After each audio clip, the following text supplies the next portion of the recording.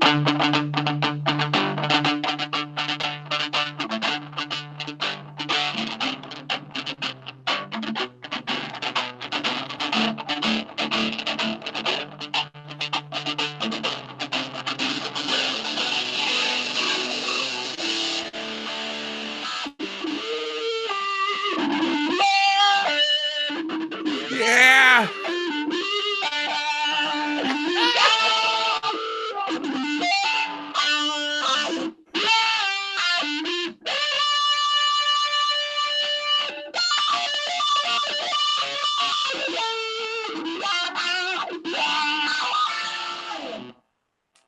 Woo!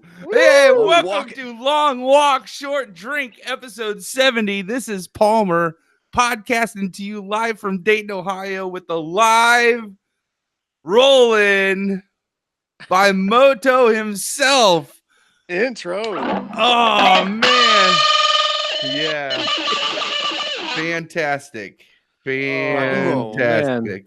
And this is Dave talking to you from Northfield, Minnesota. And as you heard, we have my brother Moto with the live musical accompaniment, the maestro playing his composition that you hear usually, rolled in post, but he surprised us with it live. Feel free to pick that axe up at any time in the show. Yeah. And just start giving us some background music. Yes. What was it? One more. It was shoot. I'll pick this up from the show. It was from Cobra-Kai, which was what we're talking tonight. Couple of guys. Oh yeah. Got competing dojos. San Fernando Valley. Or is it San Bernardino? I screwed up already. I don't know. I don't care, but both of those sound good. Both of them are viable.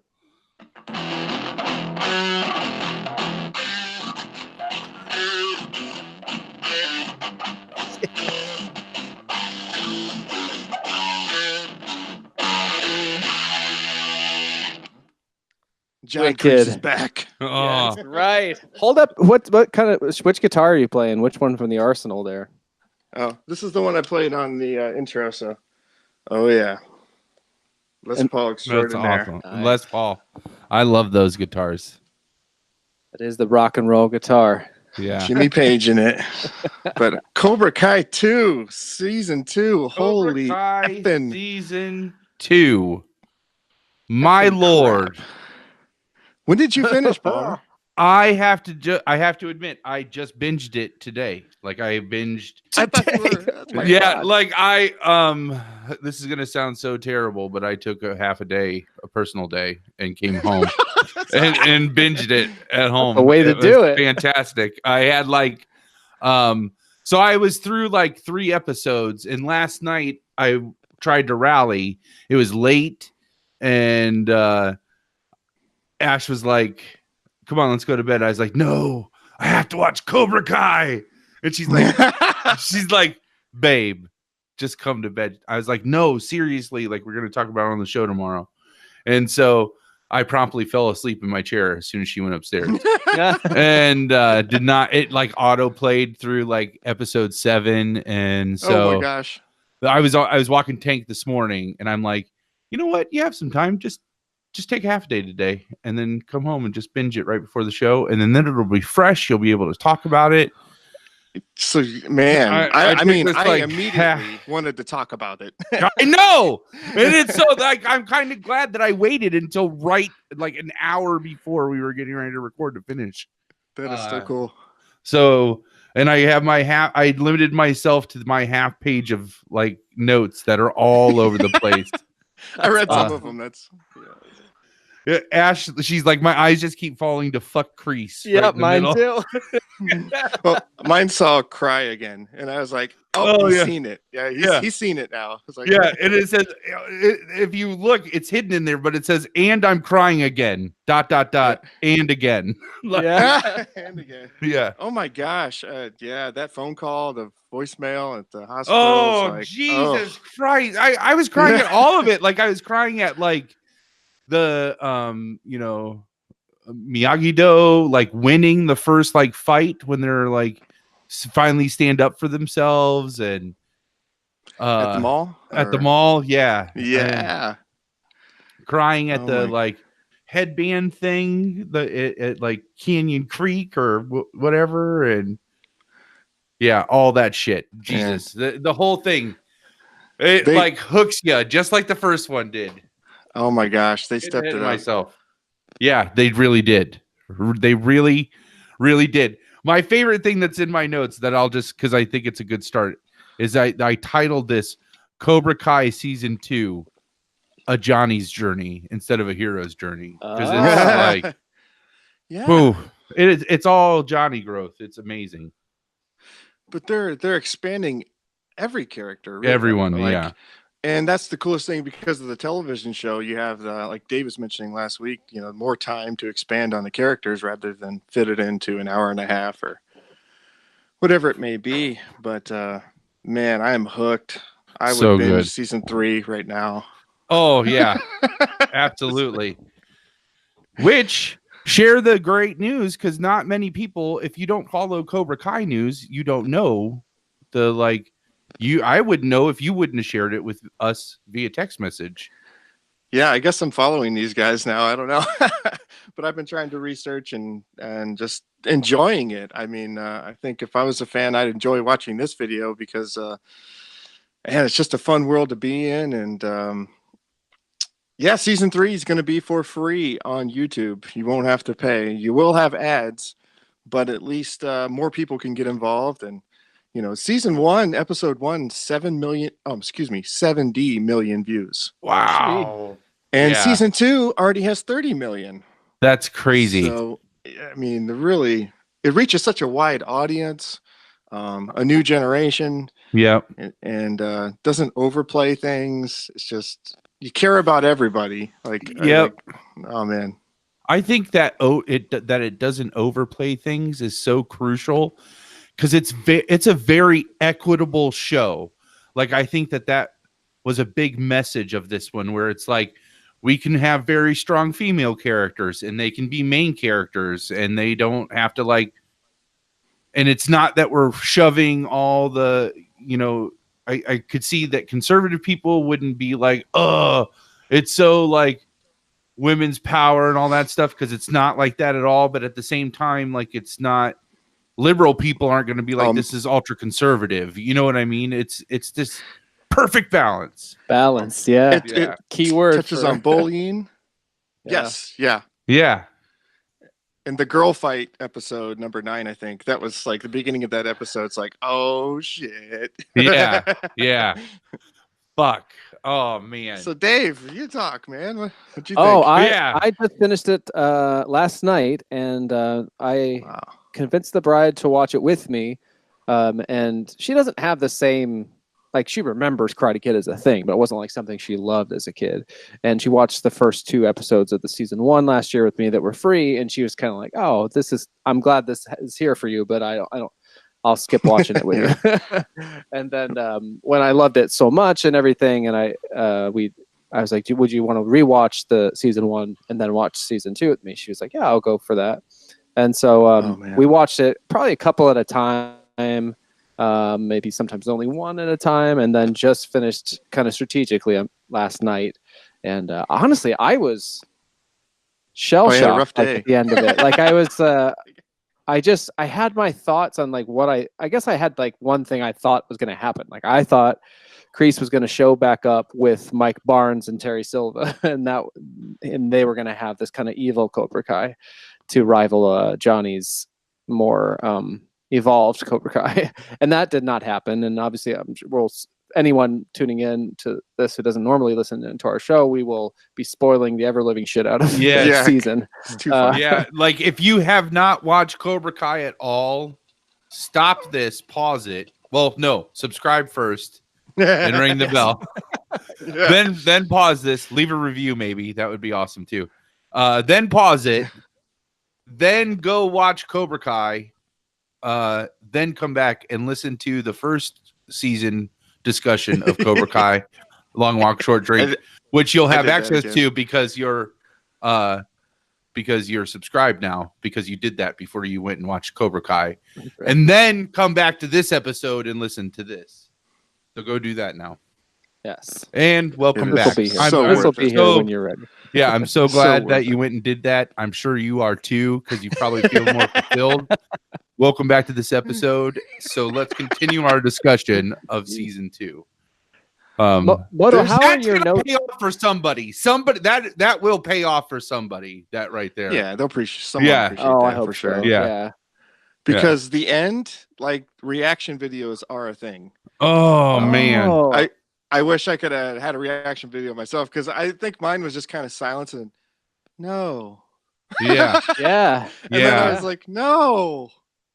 Oh my gosh. Yeah. Like I just like it was wow. I've seen some reaction videos and it's worthy of it. I thought that it was gonna be the other one, like not Miguel, but Robbie. Oh, Johnny's Robbie. son, Robbie.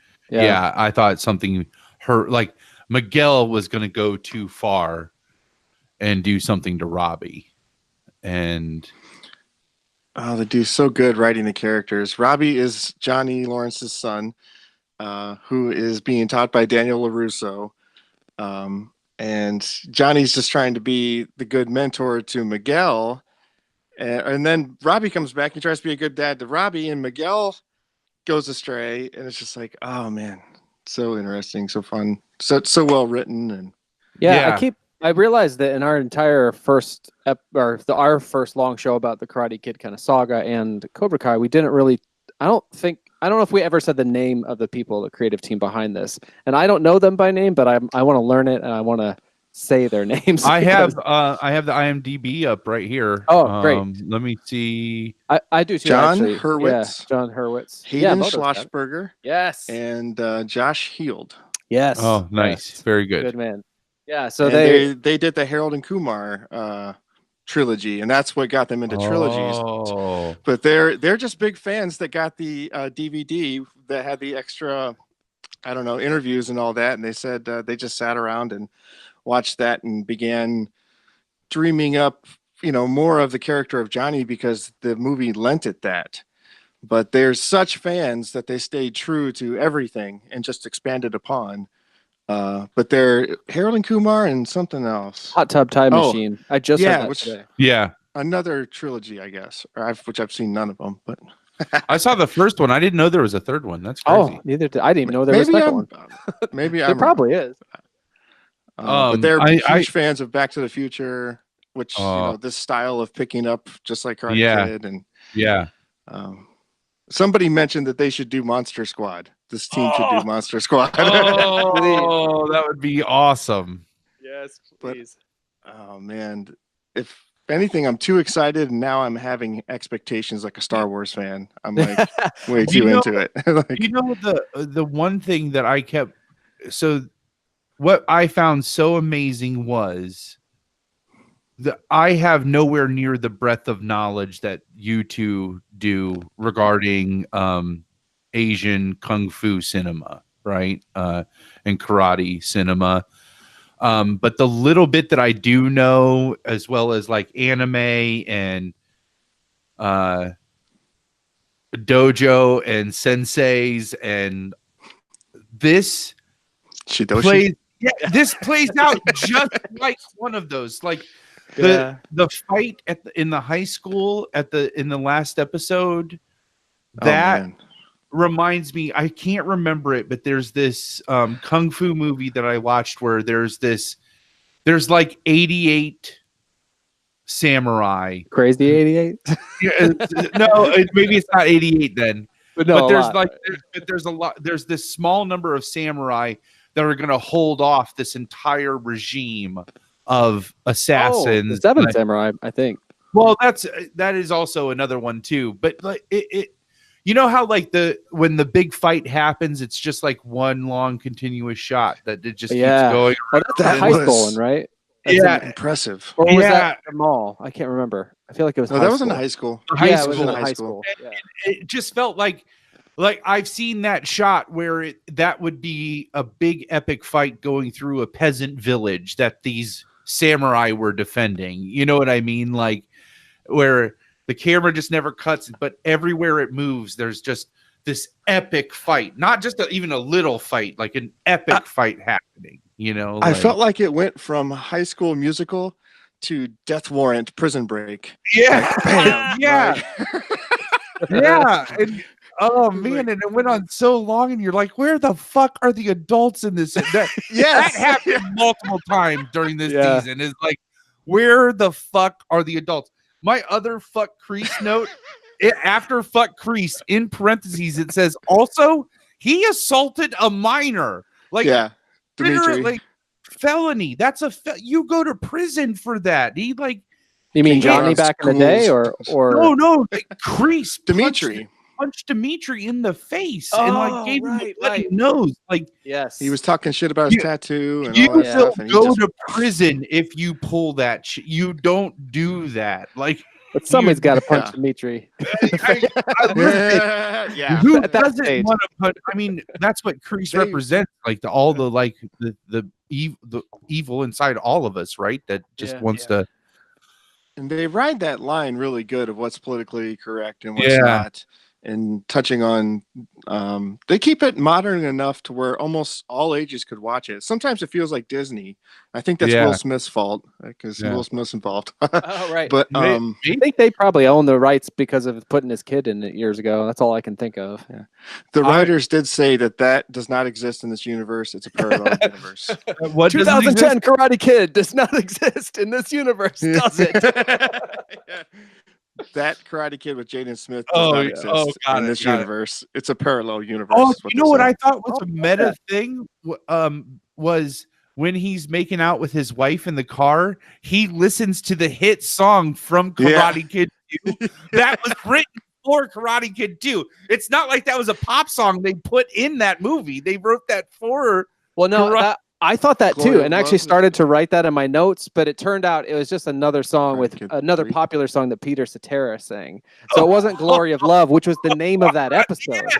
It's actually like, you're the meaning in my life. I don't know what that song's called. But you're the inspiration. Okay. But it was really super meta. Because it relies meta. on it relies on your knowledge of that song, which is also the title of that episode, to then infer like the association. It's but if that artist exists, Peter Cetera. Oh man, that's like he's in the universe. Double D. That's a Dark Tower thing right there.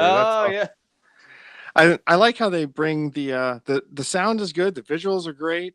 I like how they bring the original music back in and the different versions of that. Yeah, the Boconti score. Such great ways, and like the popular songs that were written for the movie. Yeah. That come out. Back on the streets, all through the nights, we go to drive on your bike, we'll ride through the road. That episode was so fun. How are your notes organized? Are they by episode, Moto? We know Paul Burns was the one big. Mine are actually by episode too, which I think I did because of knowing that you took them, and I ended up doing it that way as well. So that might be a way to just kind of move through the series.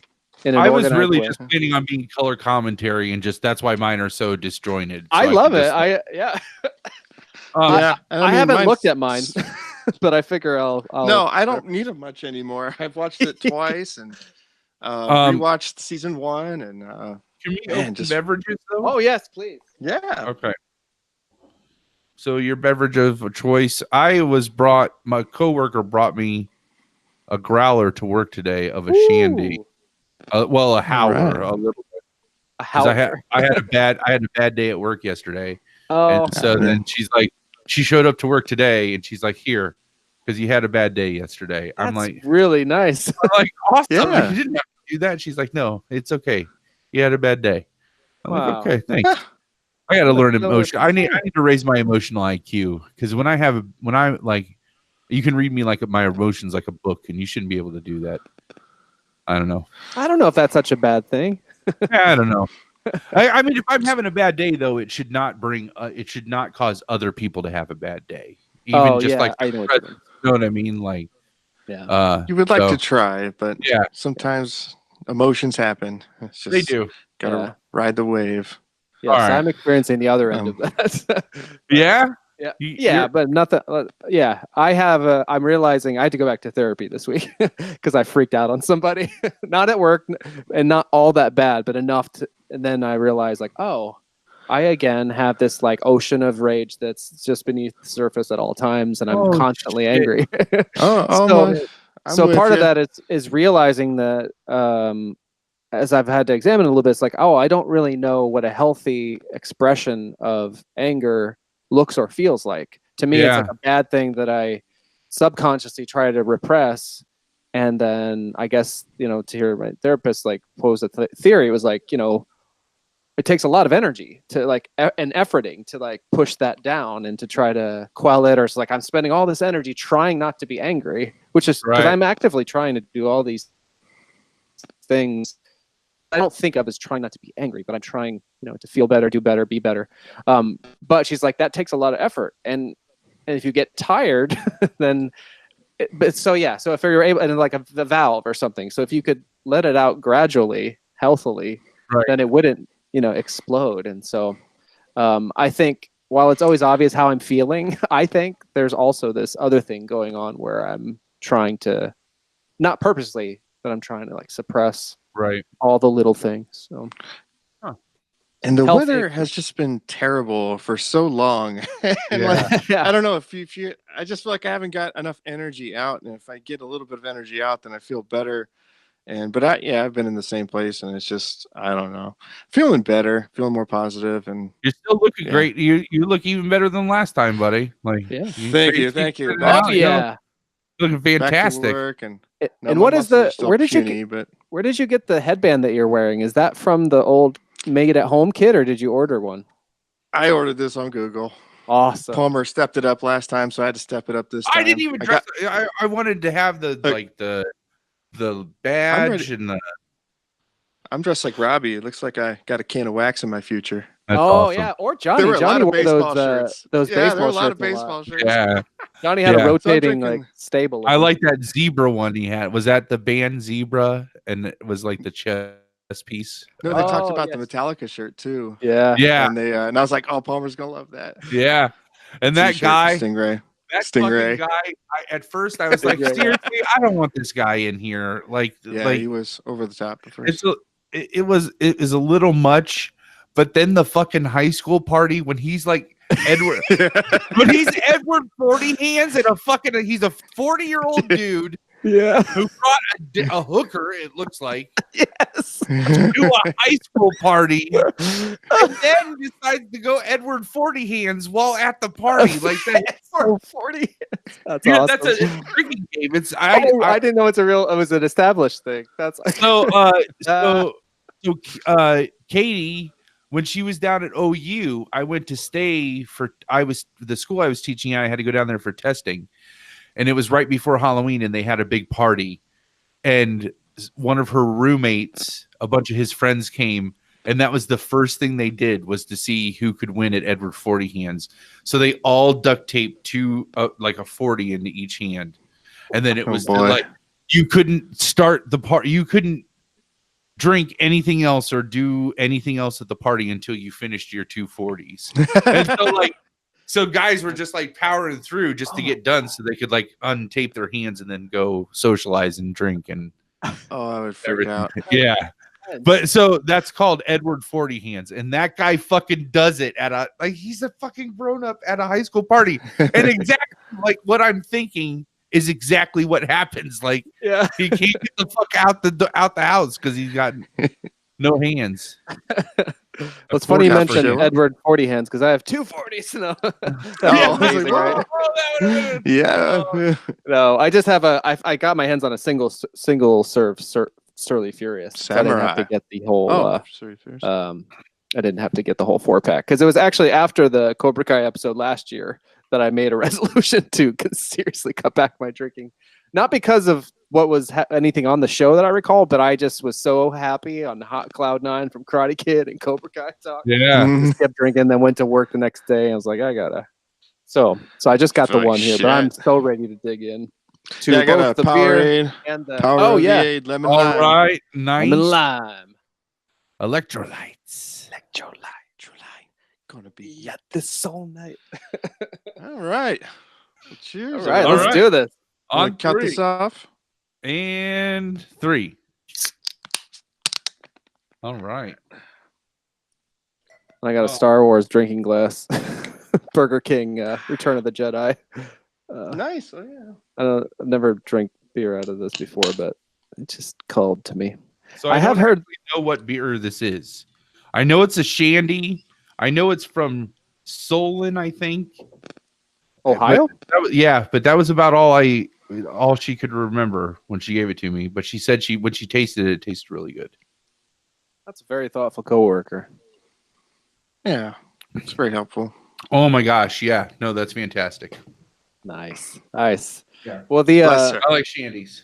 Star They're- Wars came up a couple times already, as it's wont to do. And I've heard multiple times that the show creators view the Karate Kid trilogy as like their Star Wars. Yep. And I was just listening to an interview with them that I hadn't yet finished, where they talk about somebody mentioned that, and they flipped it. They're like, basically, we think that people think about Star Wars the way that we think about Karate Kid, and not the other way around. Yeah.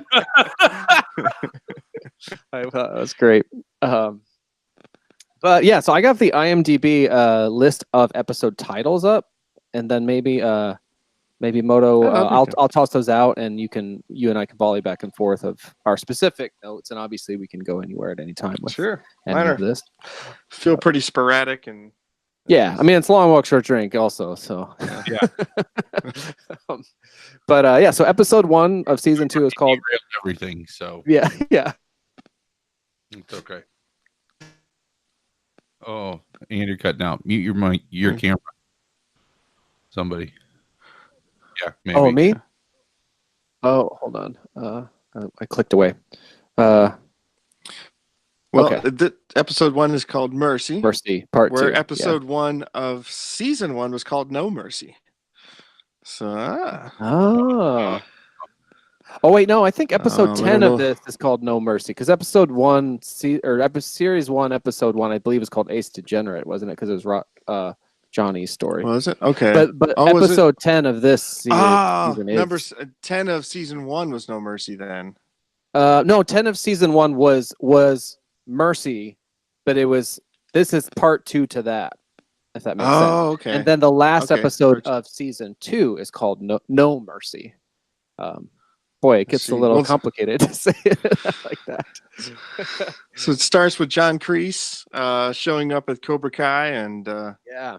Right where season 1 ended. No, Yeah. like to the scene. It almost replays the last scene.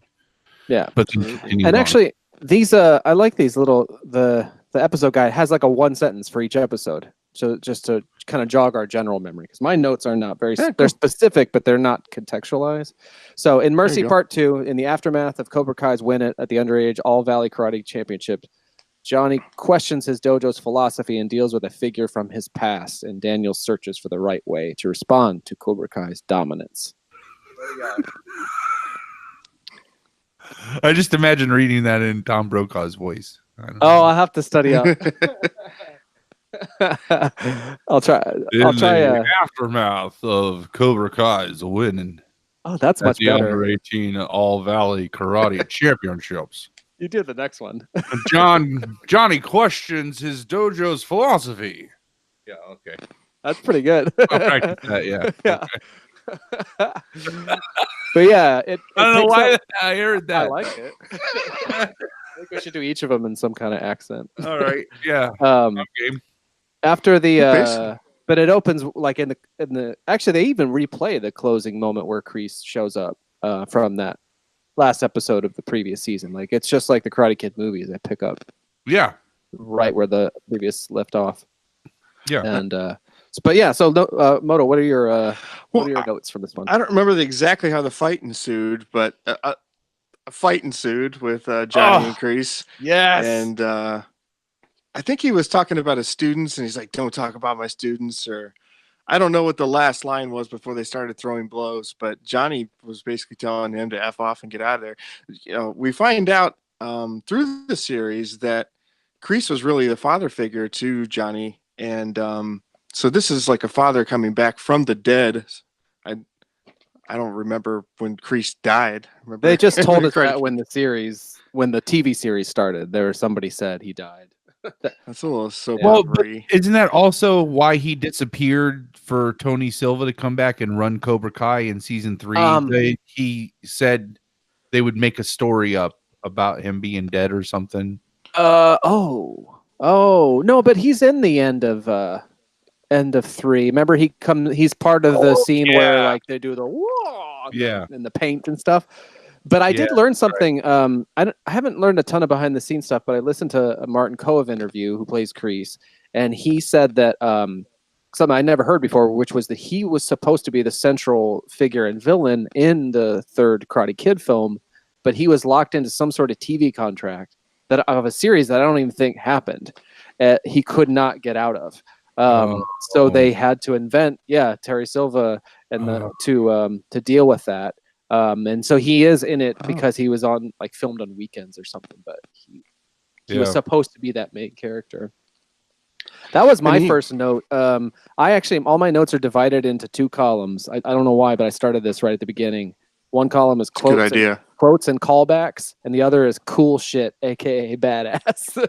And the first note there is Johnny and Kreese fight. Like, I lit up when that happened. I was just like, oh shit, he's had his chance to like fight back against this guy. And wasn't there a moment where Kreese gets him in a chokehold?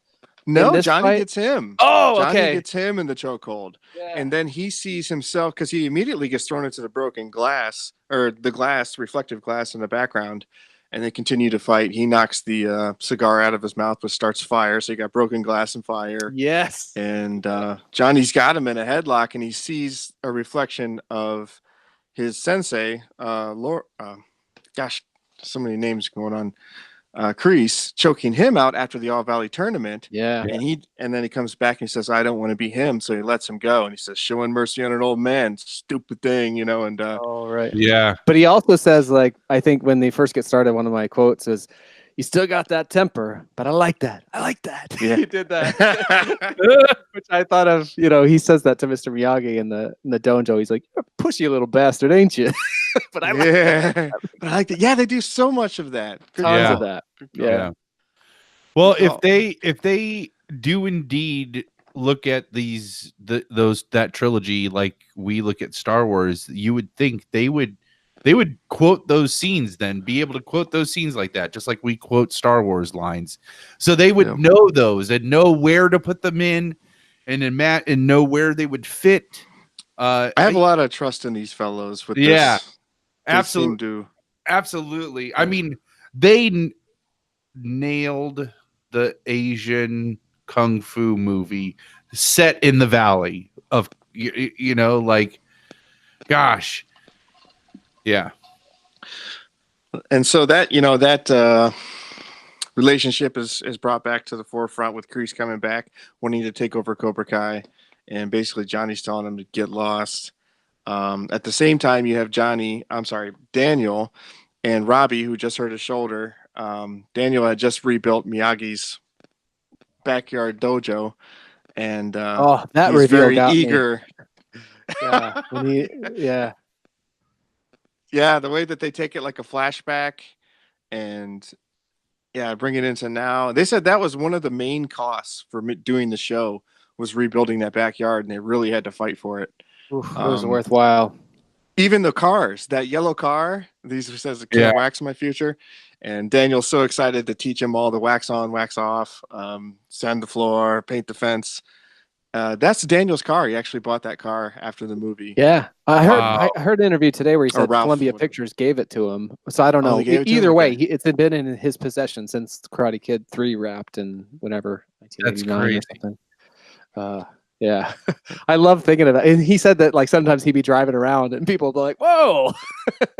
It's like seeing Batman in the Batmobile or something. Oh my gosh! But yeah, I mean, man, there's Johnny's son training with Daniel in the backyard. It's like it takes. Yeah, what a great spin!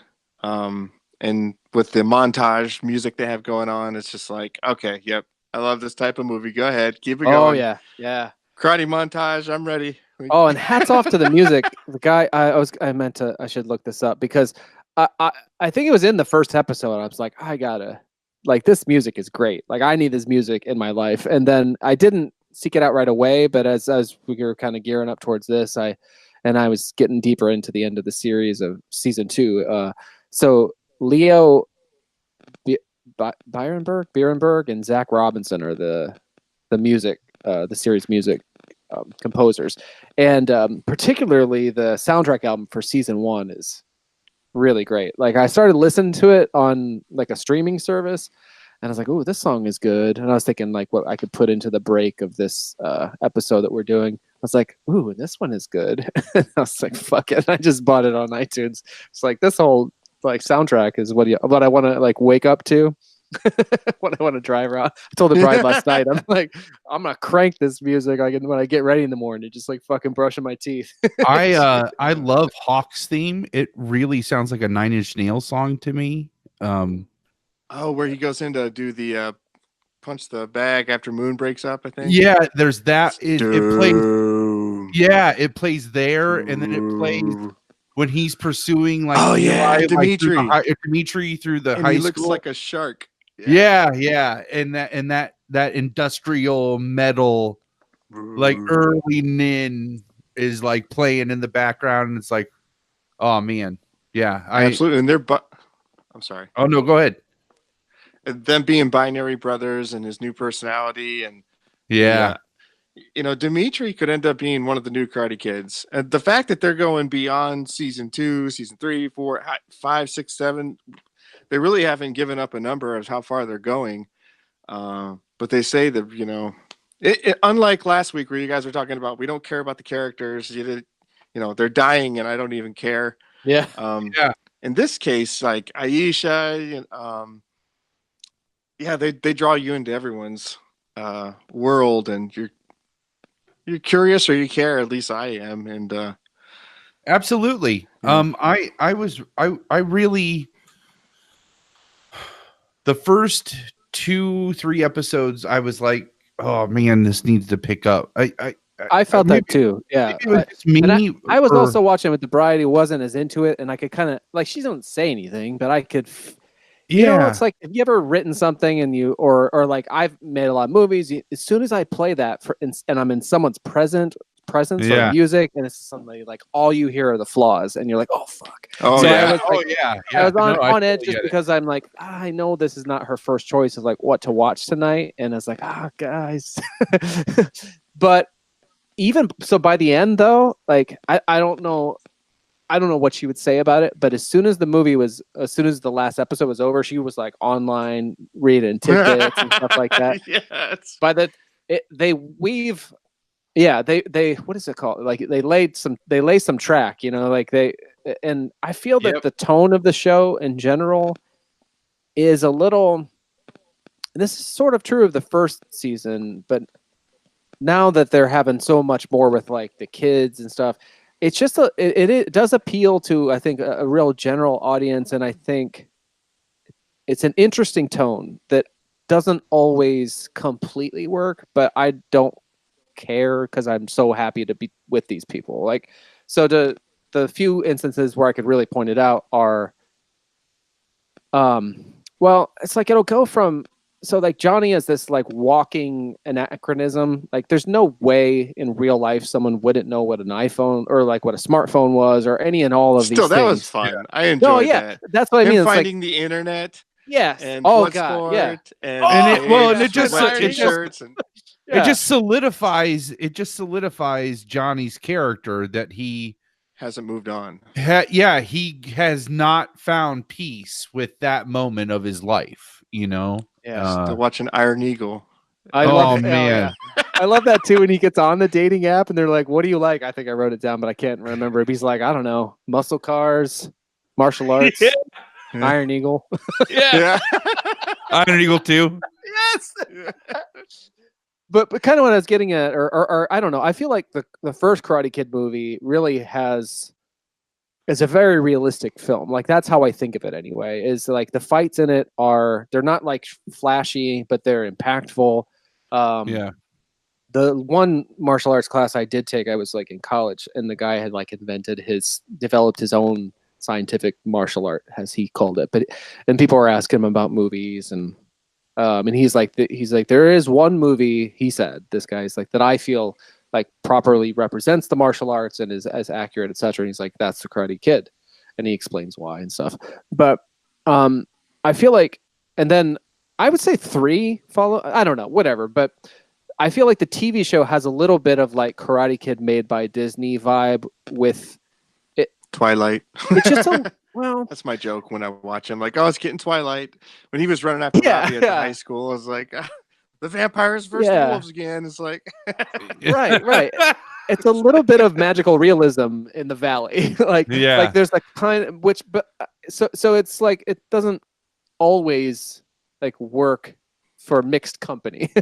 And then suddenly it'll get like super dramatic. Like, I don't know if you guys can picture the scene where Daniel's mom is talking to him on the couch and he's having the marital troubles, and she tells a story about his dad. Like, you never really hear about Daniel's dad, and like it cuts away to Daniel and he's like got these tears in his eyes, but it's like the tone and gets super serious. And as we'll get to, like the end is super serious, and every once in a while it goes there, but then it kind of goes back to an almost like cartoonish thing. So it has this like campy, you have to get into it. Like it campy feels like it feels like the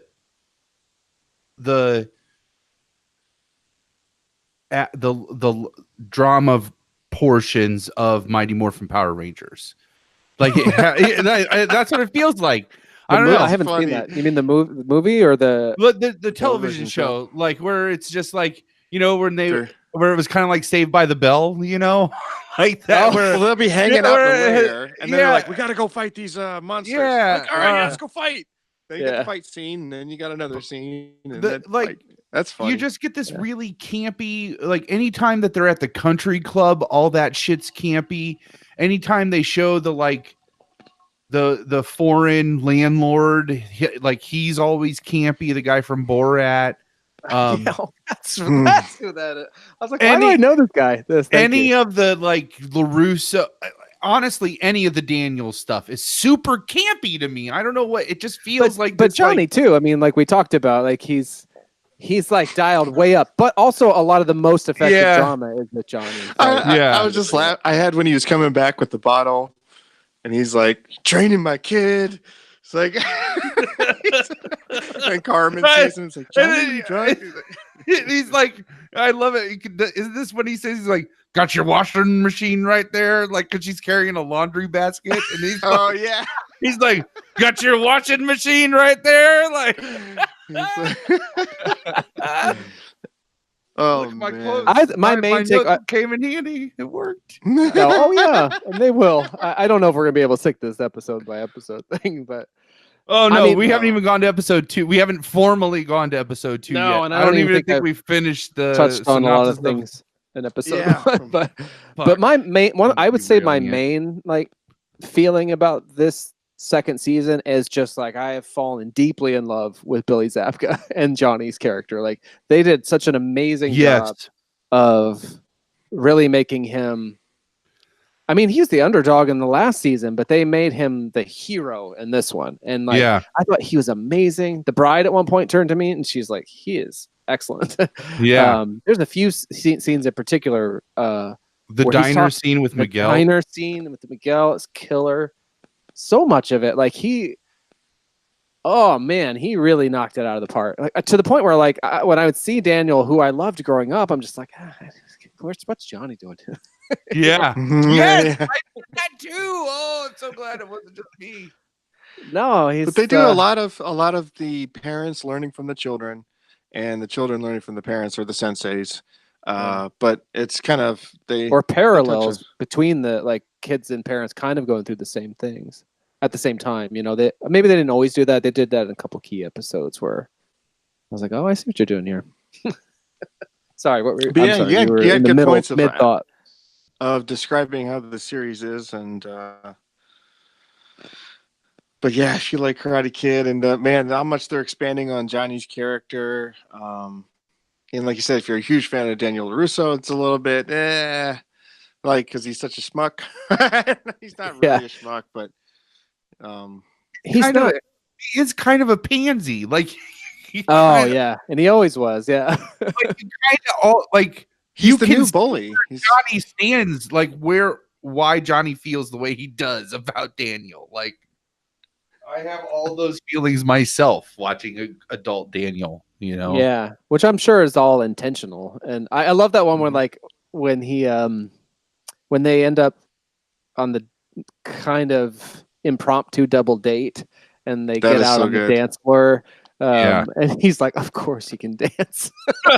Well, and that's because he was on Dancing with the Stars. Oh, I forgot. He won that, I think, or something. Oh my God, really? That's amazing. Yeah. I wrote here I love these eating standoffs because it kind of mirrored that episode where he's like yeah. where he's like she's like, now come in here and have breakfast. And he's like, do you want to come in for breakfast? And he's like, I could eat. I could eat. Yeah.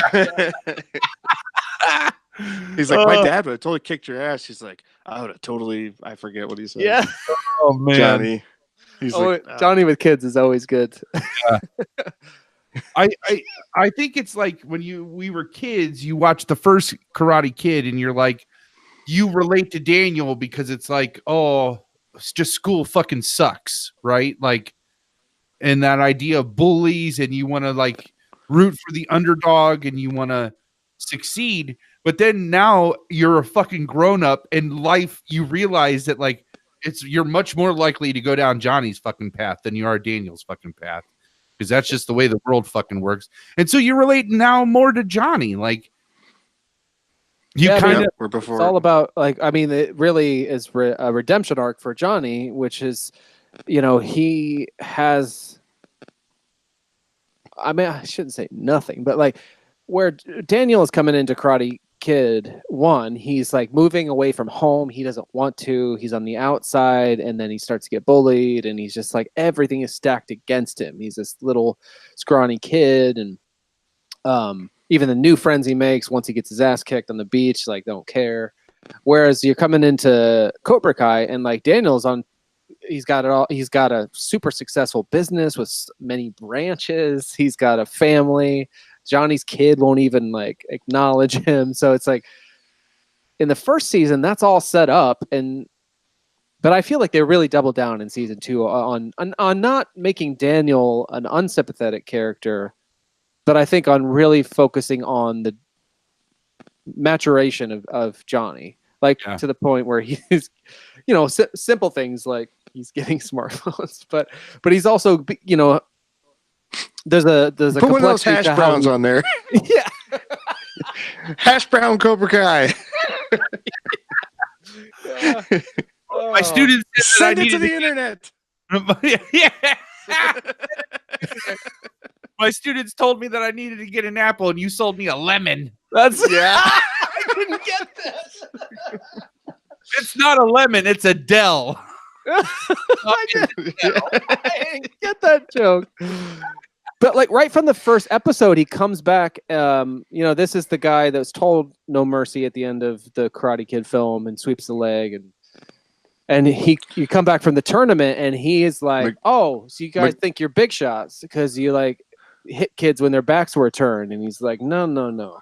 And he kind of went after their injury, and and then he says, "You know, go ahead. if I'm being hard on you, it's because you have a chance to be better than I ever could be." And I'm hoping that you can do better. So he reassures Carmen, Miguel's mom, that he's like, I'm not going to lead him on the wrong path because Miguel doesn't have a father figure around. So he's the new Kreese to Miguel. It's so interwebbed and yeah. He says, Johnny says, I wasn't taught the difference between mercy and honor. He says that maybe a couple times, and I was like, oh. And I paid the price. Yes, and I paid the price. And then he assigns the student to, well, we don't see this, but the students walking out, they say something to the effect that he assigned them to watch Over the Top, the movie Over the Top, and be ready to discuss. Yeah. Sensei says we have to watch this. Yeah, I love all of that. But that, and it's interesting amongst the kids too. I have this note where it's like Sam says, LaRusso's daughter says to her friend who's in Cobra Kai, I think that's who she says it to, whose name is escaping me at the moment. But she says, like, I don't want to fight them. They're not my enemies. They're my friends. There are no enemies. I think she says that. And so I like that. with spoilers, I think they're going to use that, and this is I'm turning into a Star Wars guy, but I think Johnny and Daniel might meet up and not fight against each other, end up fighting against Kreese. Yes, they're going to team together with their friendship. What is it? The enemy of my enemy is my friend. Wait, friend? What is that saying? I might be getting it wrong. The enemy of my enemy is my friend. I think you're right. My enemy is my friend. So that's one great thing about Kreese coming back, other than him being kind of a fun character or bad guy, if you could say that, is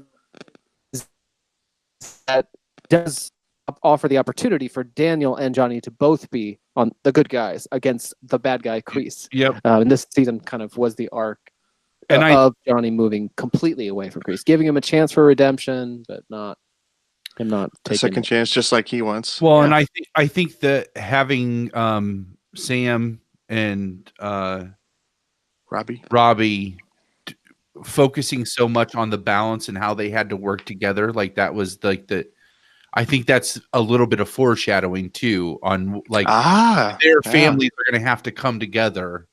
Yes, to be able to defeat this like evilness that has been let in as a result, arguably as a result of both of them, both Daniel and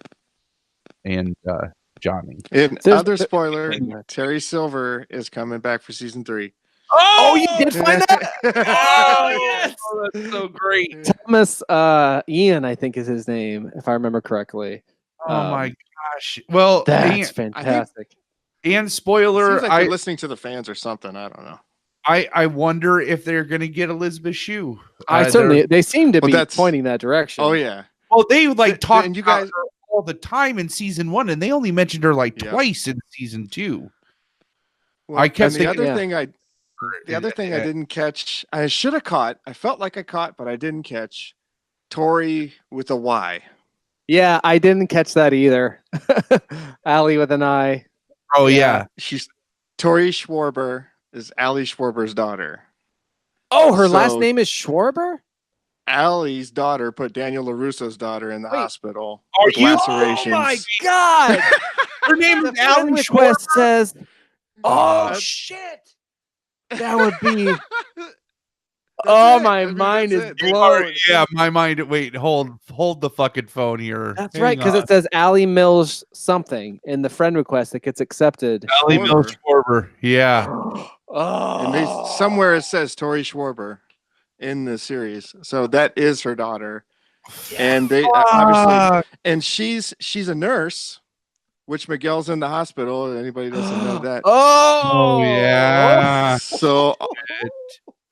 Oh so that's how she's gonna work in, but that makes sense why Tori is such a hellion, because she didn't have a father. They have a broken home. Which remember how she had to steal for her mom was trying to bring her home food and she got fired.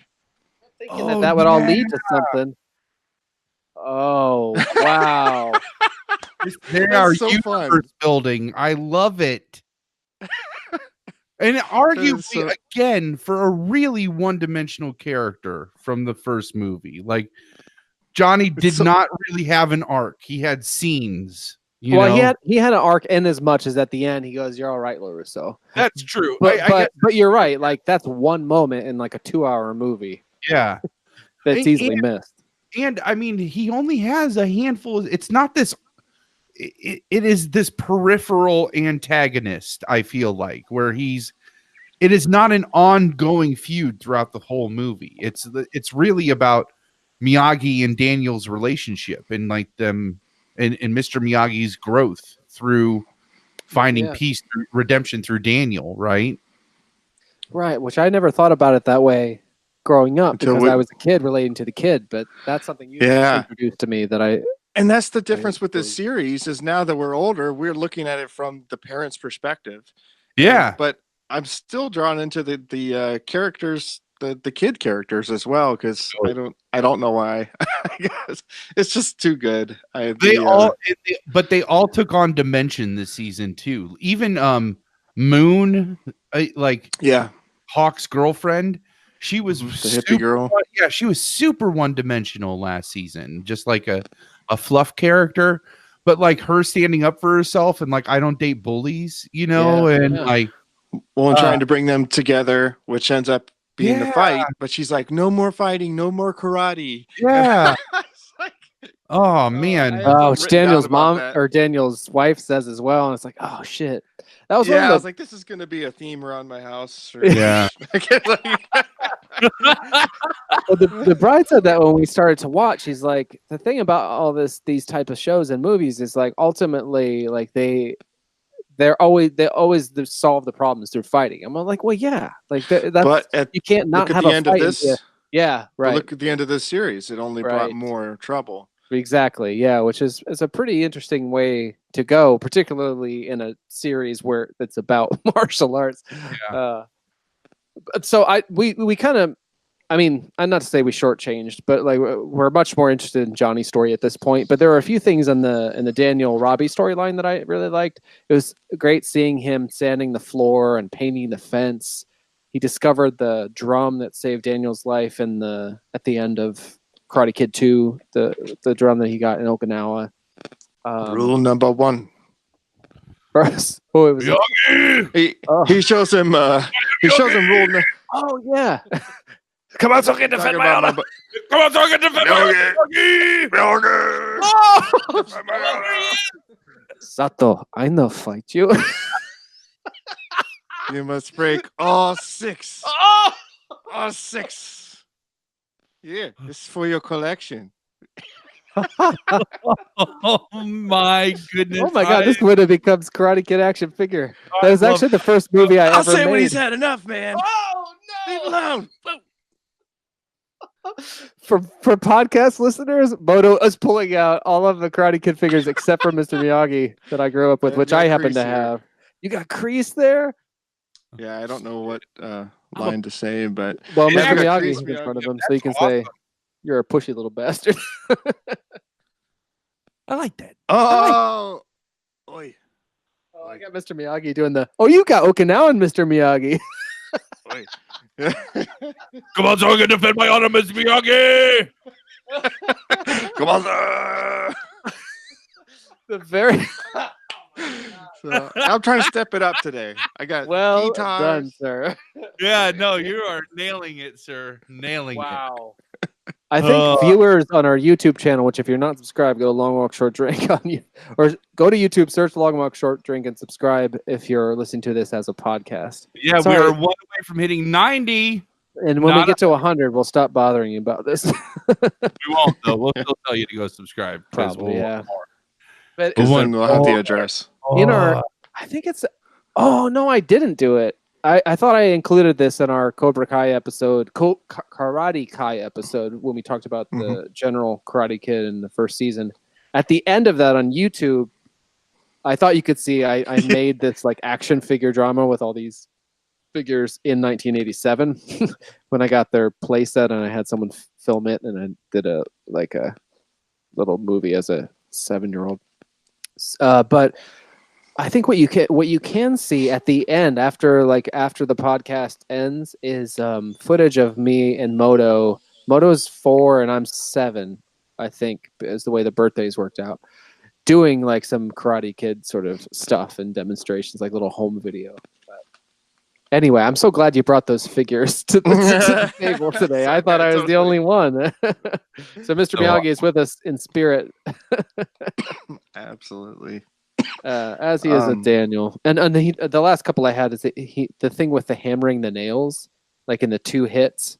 I loved seeing that callback, kind of the focus, and then when they went in, like when Robbie goes in and Daniel's doing the breathing meditation with like the hand sort of praying thing.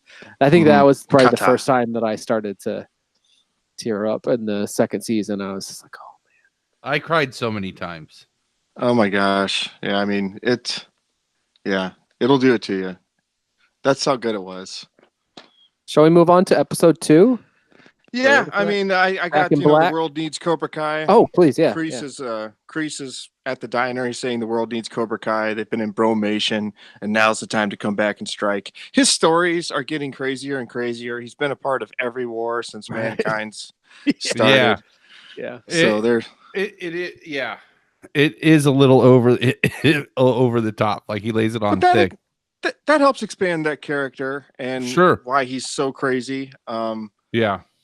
I heard and the only other tidbit I took from that Marty Cove interview was a lot of people call him Marty. Obviously, I don't know him, but he was saying that the show creators knew the Kreese backstory only because they had read interviews he gave around the time of the promotion of the movie of what he decided the backstory was. Wow. I thought that was incredible and seemed right in line for these guys. But Wow. But yeah, he muddles his own backstory, like exaggerates it, or not necessarily the backstory, the in-between story. Yeah. Which Miguel does between, call him out on Karate once. Kid and now. Yeah. Is it Miguel that figures that? Yeah, I couldn't remember who it was that figured it out. He calls him out on it, and Kreese kind of backs down, but it was a sign of something.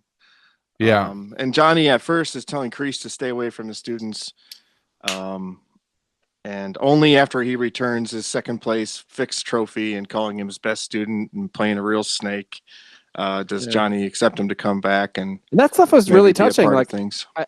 I don't know what I thought would happen, but I kind of bought that moment or that scene. I was like, oh, good. Like, yeah, there's even redemption for Kreese. Like, I thought they might take it in that direction where. I never trusted him. No, that's probably, yeah. Well, your central note. Fuck Kreese. Fuck Kreese. Also, he assaulted a minor. That's a felon. You go to jail for that. Listen, do you know how many fucking kids are just mouthy and assholes? All the way up to like to do that too? Yeah. All the way up to 17 years, 364 days. They can be assholes all the way up to that long. And you can't do anything about it. It's just the raw truth of it. You don't want to tell kids that because then they get drunk with power. The worst kids do know that, and they are drunk with power. But he did that. Oh, especially a mouthy fucking kid like that. You know that kid would have blabbed all over the place. Like, well, he did on his on Yelp. blog. Yeah, on Yelp. Yeah. Got him in some hot water. I love the modern touches, like Sam blocked. She blocked Miguel on Instagram. She's like, I've been blocked. I will not compromise my Yelp integrity. Yeah. As a writer. One thing from Daniel here says, I know how to beat Cobra Kai. I did it 30 years ago and I'll do it again. Oh, yeah. That was an interesting little seed. But yeah, I think that's episode 1. Metallica shirt and yes. Stay away from my students flashback. Episode 2 is Back in Black. Yeah. Where he starts with his Dodge Challenger or what? That's right. Is that what it is? And he gets all tricked out. He goes flat black. LaRusso flat black is going to replace it because his cousin burned up his car from season 1, right? Yes. Yeah. That's like the third car that LaRusso had to buy him. Shit. What's the name of that character? The one that it's not Louis? Uncle Louis. Is it Louis? Louis, I think. I think it's Cousin Louis. Yeah. Cousin Louis. But I just realized that saying, I'm like, Cousin Louis, like my cousin Vinny. Yeah. With Mark Macchio, one of his only other sort of like high profile roles. That can't be a coincidence. He's got Outsiders. He's got Outsiders, Karate Kid series, and My Cousin Vinny. That's really what else is he in? I mean, he's probably in stuff, but those are the things. And he always seemed like himself kind of guy. So he and Miguel are back with their sunglasses, and Cobra Kai is a badass. They're passing the other chicks, and he's like, "Don't pay attention, man. Look forward, be cool." And so Cobra Kai badass is back, and Miyagi-Do is reopened with Robbie and Samantha as Daniel's first students. Daniel and Amanda meet their quota at LaRussa Auto. Johnny lays down the law to stop his students goofing off. That's really remarkable. Quite good. Is this the one where he does the really loud, intense quiet? Because like a lot of times they're short clip, like quiet, but one of them he's like quiet. He really like lets rip on one this season. I can't remember. I don't know. There needs to be a meme. I tried to find a meme earlier of that, and it's not out there. But there's not enough, Cobra Kai gifts like that you can get on the iPhone like search thing, but we'll change that. So I got it starting with Robbie finding his mom breaking in to get some pills. He thought it was people breaking in to rob the house. Yeah. So he kicks the guy, which has ended up her boyfriend, which they're going to go to Cabo, which leaves him spending time at, LaRusso's training. And Sam finds out that he's living alone. So yeah, with the lights off, like she didn't pay the power bills and stuff. And so he's like disgustingly eating like cereal with water and got a flashlight and Daniel shows up at his door. It's very sweet. So it's nice how they show that chip on his shoulder when he's coming into training. And she's like, what's your problem? It's like, well, you don't know what's going on with his home life. But Daniel starts teaching them the wheel technique so they can take on more than one opponent at a time. And that's like him and Sam, Robbie and Sam on and Daniel gets the idea because Daniel's wife, Daniel wants to start up like Miyagi-Do as a thing, like as a school that students can go to. So in the first Karate Kid, like Daniel shows up to the tournament, which is like the only reason he agrees to the tournament is so that the guys won't kick his ass for a few months. That's right. Mr. Miyagi's bright plan. It's like, let's fight in a ring and save you a few months of getting beat up. And so they get there and he's like, he doesn't have a belt. And he doesn't have a school. They stole it, yeah. Yeah, so he's like, what's your affiliation? And he's like, Miyagi-Do. Like, he just like tag a do onto the name of his sensei, Shidoshi. But which what the fuck does Shidoshi mean if sensei is Japanese for teacher? I got to look that up. But anyway, so Daniel's like making it into a thing, like this sort of Miyagi way of learning karate, and so he's like got a video out on YouTube where he's saying lessons are free. I don't know if he quite got to that place, but anyway, he's trying to get students, and his wife has given him grief for not being at the business at the car dealership, and they have this fun thing where they need to meet their quota quickly, and so he and his wife snap back into salesman mode, and it's kind of fun. But at the end of that, or somewhere in there, he sees like a tire that's changed or something, kind of rotating, and in true like Miyagi fashion of like finding these things from real life, he gets this idea to put Sam and Robbie on a circular float, like wooden float. Yeah, it's like in the middle of Mr. Miyagi's koi pond, and so as they move on either side of this circular sort of flotation thing, I don't know, that's made out of wood though, so I don't know how it floats, but whatever. It must have no bottom anyway. They have to be very mindful of how the other is moving with their back to each other. So the idea is to figure out like how you can sense your partner's movements. It's very cool. It's very like Miyagi type approach to self-defense, and that was really the big fun theme. Balance. Yeah. The big theme of like, balance. Balance is my thing. Balance in his work life and home life, and then karate with the two working together. And then over the Cobra Kai gym, they're working in a dump truck and learning that they need to work together as well. But there's this, if you don't stop moving, you're going to be cement. So yeah, Johnny gets a friend of his to loan him a cement truck and then to put the kids inside. Yeah, to like, so that they have to sort of work together to move the, what do you call that thing? Is that a centrifuge? Just, I don't know, the container that the cement's in. Yeah, because it's always got to rotate so the cement doesn't settle. So it's a part. Oh, it'll still settle even if it's moving. You're just. Oh, I think that's partly to add keep air on it, like, or I don't know, something. But like, it's a chemical reaction that causes it to cure. So it's gonna go. It has a time limit, and it doesn't matter how much you move it. Yeah. I also looked up, while you were talking, I looked up the difference between sensei and shidoshi. And actually there's some other terms as well. There's, tell me if you've heard these, shihan or soke. I've heard soke. That's what I had to call my instructor in college, the one who had come up with this martial art. So sensei, and this is the really deep dive. So sensei is used in karate styles, which if you remember, his father, who taught him karate, was a Japanese fisherman who got blown into China, right? And that's where he learned karate. So he would have learned karate in there, and so that's why he's a sensei. A shidoshi is used in Nujitsu Bujukan, and it means a teacher with a licensed 5th dan or more. And they use it in other Nujitsu styles.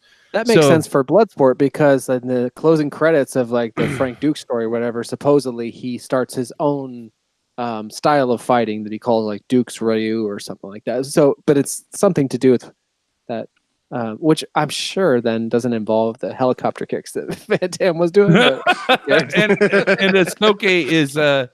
Asoke is used in Japanese martial arts. So that would be the difference between those things.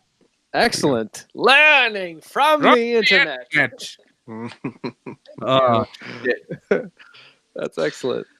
So they do prevail with the cement and the story of not getting stuck. Kreese is allowed to be vicariously watching. He's allowed to be a part of these, but he's not really a sensei yet.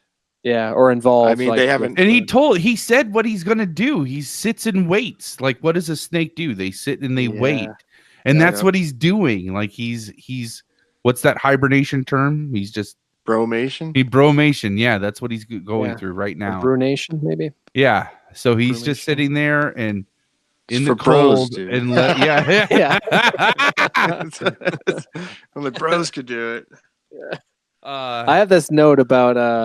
I only have one note each for quotes and cool shit in number 2, and that's the quotes and callbacks is Johnny saying, "Class, we have a visitor, Mr. Diaz. Warm them up," which is from all of the quotes and callbacks are literal like direct things from the.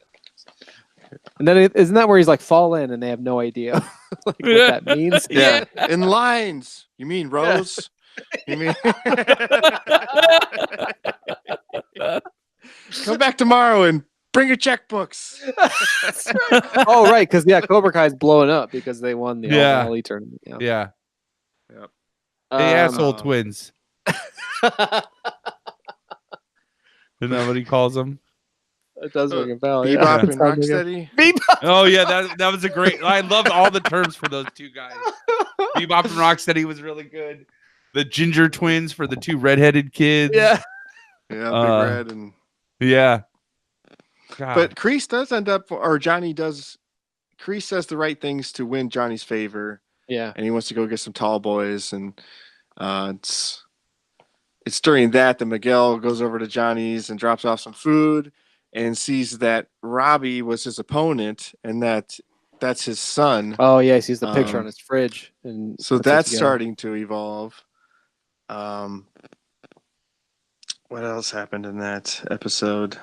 The 2 things I had that we haven't talked about are just simple, like Johnny and Miguel's morning ritual of like kind of getting ready for the day, and there's like cool music playing, and they're doing similar shit, and then they fist bump in the parking lot. Just nice. Well, and then that's when Daniel, because Amanda reminds Johnny when they bring in Robbie to their house after he finds him in those poor living conditions, and they said his mom's gone. We'll just bring him in, and she's like, he does have a father. And that's when he goes to see Johnny, and there's Johnny with Kreese. Oh yeah, Daniel goes to see Johnny to say like, hey, maybe your son could stay with you, but he sees he's with Kreese. He's like, fuck this. I know all I need to know. Yeah. And so that's the end of episode 2, and it's like, all right, it's starting to. He's so fucking holier than thou, though. God, he pisses me off sometimes. Yeah, Daniel was very sanctimonious. Yeah. I did have a note that it was just funny and fun to see him doing crane kick with customers to sell cars. And I got this shirt. Like the bride and I were. I noticed that. It looks awesome. Yeah, I got a Cobra Kai shirt because the bride and I we went to, I don't know, we were out shopping, and I was like, it would be fun. We were at the Mall of America because we live near Minneapolis. It's like, it'd be kind of fun if there's like a Cobra Kai shirt I could wear on the show. And so we go into Spencer's, and there's a whole display. Oh my gosh. I think no sooner did I say that, I think she looked up. I don't remember what it was, but it was really like serendipitous the way it happened. And then the display of all the Cobra Kai stuff at the top of it is I'll tweet out a picture of it with the episode. It was like LaRusso Autos. We kicked the competition. It was like literally, it was a ad for the auto, from the show, but they use it in the display. It was very fun. Wow. But yeah, that's all I had for number 2 as well. And I think I don't have a ton of stuff for 3. So we might be able to do this episode thing. Let me do. I'll read episode 3. All right. One of my 2 impressions. Fire and Ice. Daniel puts out all the stops in an effort to recruit new students to Miyagi-Do. Johnny reflects on some of the major relationships in his life and responds to Daniel's emotional efforts with his own. All right. that was my walking. Oh! The ice! Zone. It's gonna break! Fire and Ice! The ice is gonna melt. Good call on that one. I didn't even think of that. Thank you for helping me out. All right, so Moto, what are your notes on 3? Shoot, I just had something and I lost it after you said that. I do that all the time. Kreese talks about Daniel's ad and calls it an act of war. So it shows some of his character of the war mindset. He also threatens Daniel with war, I think, in a later episode, or maybe it's the end of this one. Yeah, that one. He goes into the. Yeah, he meets him in his backyard in the dojo. Yeah, and says like, this is prepare for war, right? Yeah, like Terry Silver. Yeah. That felt a little like Happy Gilmore when the villain, Shooter McGavin's going at Happy. He's like, "You better be careful. You better watch your back. If you're not listening right, something bad might happen to you." It was just like false idle threats, and then he's like, "Really? I just may. If we go in the hay, if we find some clay, beat my way." And I think that's why I was so convinced that Terry Silva or Mike Barnes would show up at the end, because like Kreese disappears, and I was like, well, he must be then preparing for war. So yeah, he really lays that on thick. And with the new free karate, which Daniel's advertising, he gets some people that are interested, but they're like, "Man, he's just trying to put us to work, paint his fence, clean his cars." Yeah. He's like, I knew this car salesman was up to something. They weren't buying into the Miyagi-Do ways. Once again, Cobra Kai's badass theory is winning over the general public, even though Daniel's trying to recruit from the country club and people he knows. The badass Cobra Kai with Daniel wanted to show him he could break all 6 of the ice. Yeah, but that was an exciting callback, just that they would bring that up to me. But yeah. And there's a lot of fan service. Like it's like 100%. Yeah. Stuff like that. And then Cobra Kai breaks in and spoils their party. Daniel spends all the budget from the car dealership to make the commercial to get that spot, and it was only to be interrupted by Johnny with his breaking fire. So Cobra Kai outshines Miyagi-Do, even though Daniel tried to pull all the stops and money that he could to get his gym or dojo up and going. Which is totally it's called a dojo. You know that. wait, when does that come up? That was from the wife or something. Oh yeah. Oh, I love that. That's one of my favorite things from Boogie Nights is when because the main character Dirk Diggler feels like he knows karate even though he's never studied, and he'll bring people around his house, his porn star palace, and he brings them into his bedroom. He's like, "This is my dojo." It's like, well, yeah, your bedroom, but yeah, it would have been. That's the. I'm sorry. Go ahead. Yeah. That seemed like the main thing of that episode. What did I have here? The demonstration with when Sam and Robbie came out and were demonstrating, and Daniel did a little bit of breaking some boards. I think that was reminded me of Fumiko Demura and his presentations he would do out in California and how he recruited students. Oh, I found out that it wasn't just Fumiko, but it was also a real teacher from Japan. that the Miyagi character was based off of. Oh, really? Who was the? I had heard because there's I don't know if it's still on Netflix, but Moto hit this to me years ago. It's called The Real Mr. Miyagi, I think, and it's about Sensei Kimura, who informed a lot of like what Pat Morita would adopt for the Miyagi character. I watched that documentary. It's short. It's not that long. Yeah, it's great, and it has a lot of that. Like instead of showing clips from the film, it uses that home video rehearsals from John Avildsen that's on YouTube. But who is the other sensei that it's based on? His last name, Miyagi Goru Shojin Miyagi. Oh. No, that's the type of karate they were practicing, or that's the type that this Miyagi guy. There's a real sensei, or there's a real Japanese martial arts practitioner that they based this off of with Fumiko. But that presentation they did on the Cobra-Kai reminded me of what Fumiko would do to pick up students in California. So it's like a little throwback or something. The katas and stuff they were doing, like, is that the one from Karate Kid 3? I feel like anytime the kids are or Daniel are just kind of doing forms and movements, katas, it's the one from to be the exact. That alone like got me. Like when I saw the three of them doing that, I think even in this like overblown presentation, I was like, oh, that's the kata from Karate Kid 3. And he like does it in the ring in that part. Oh my god. Anytime Mr. Miyagi is even like referenced, I fall to pieces. Yeah. Like in this, he has such a presence here, even though he's not there, and he created such an indelible character. I don't think it's. Maybe it is this episode. Oh no, it's coming up. Maybe it's the All In episode.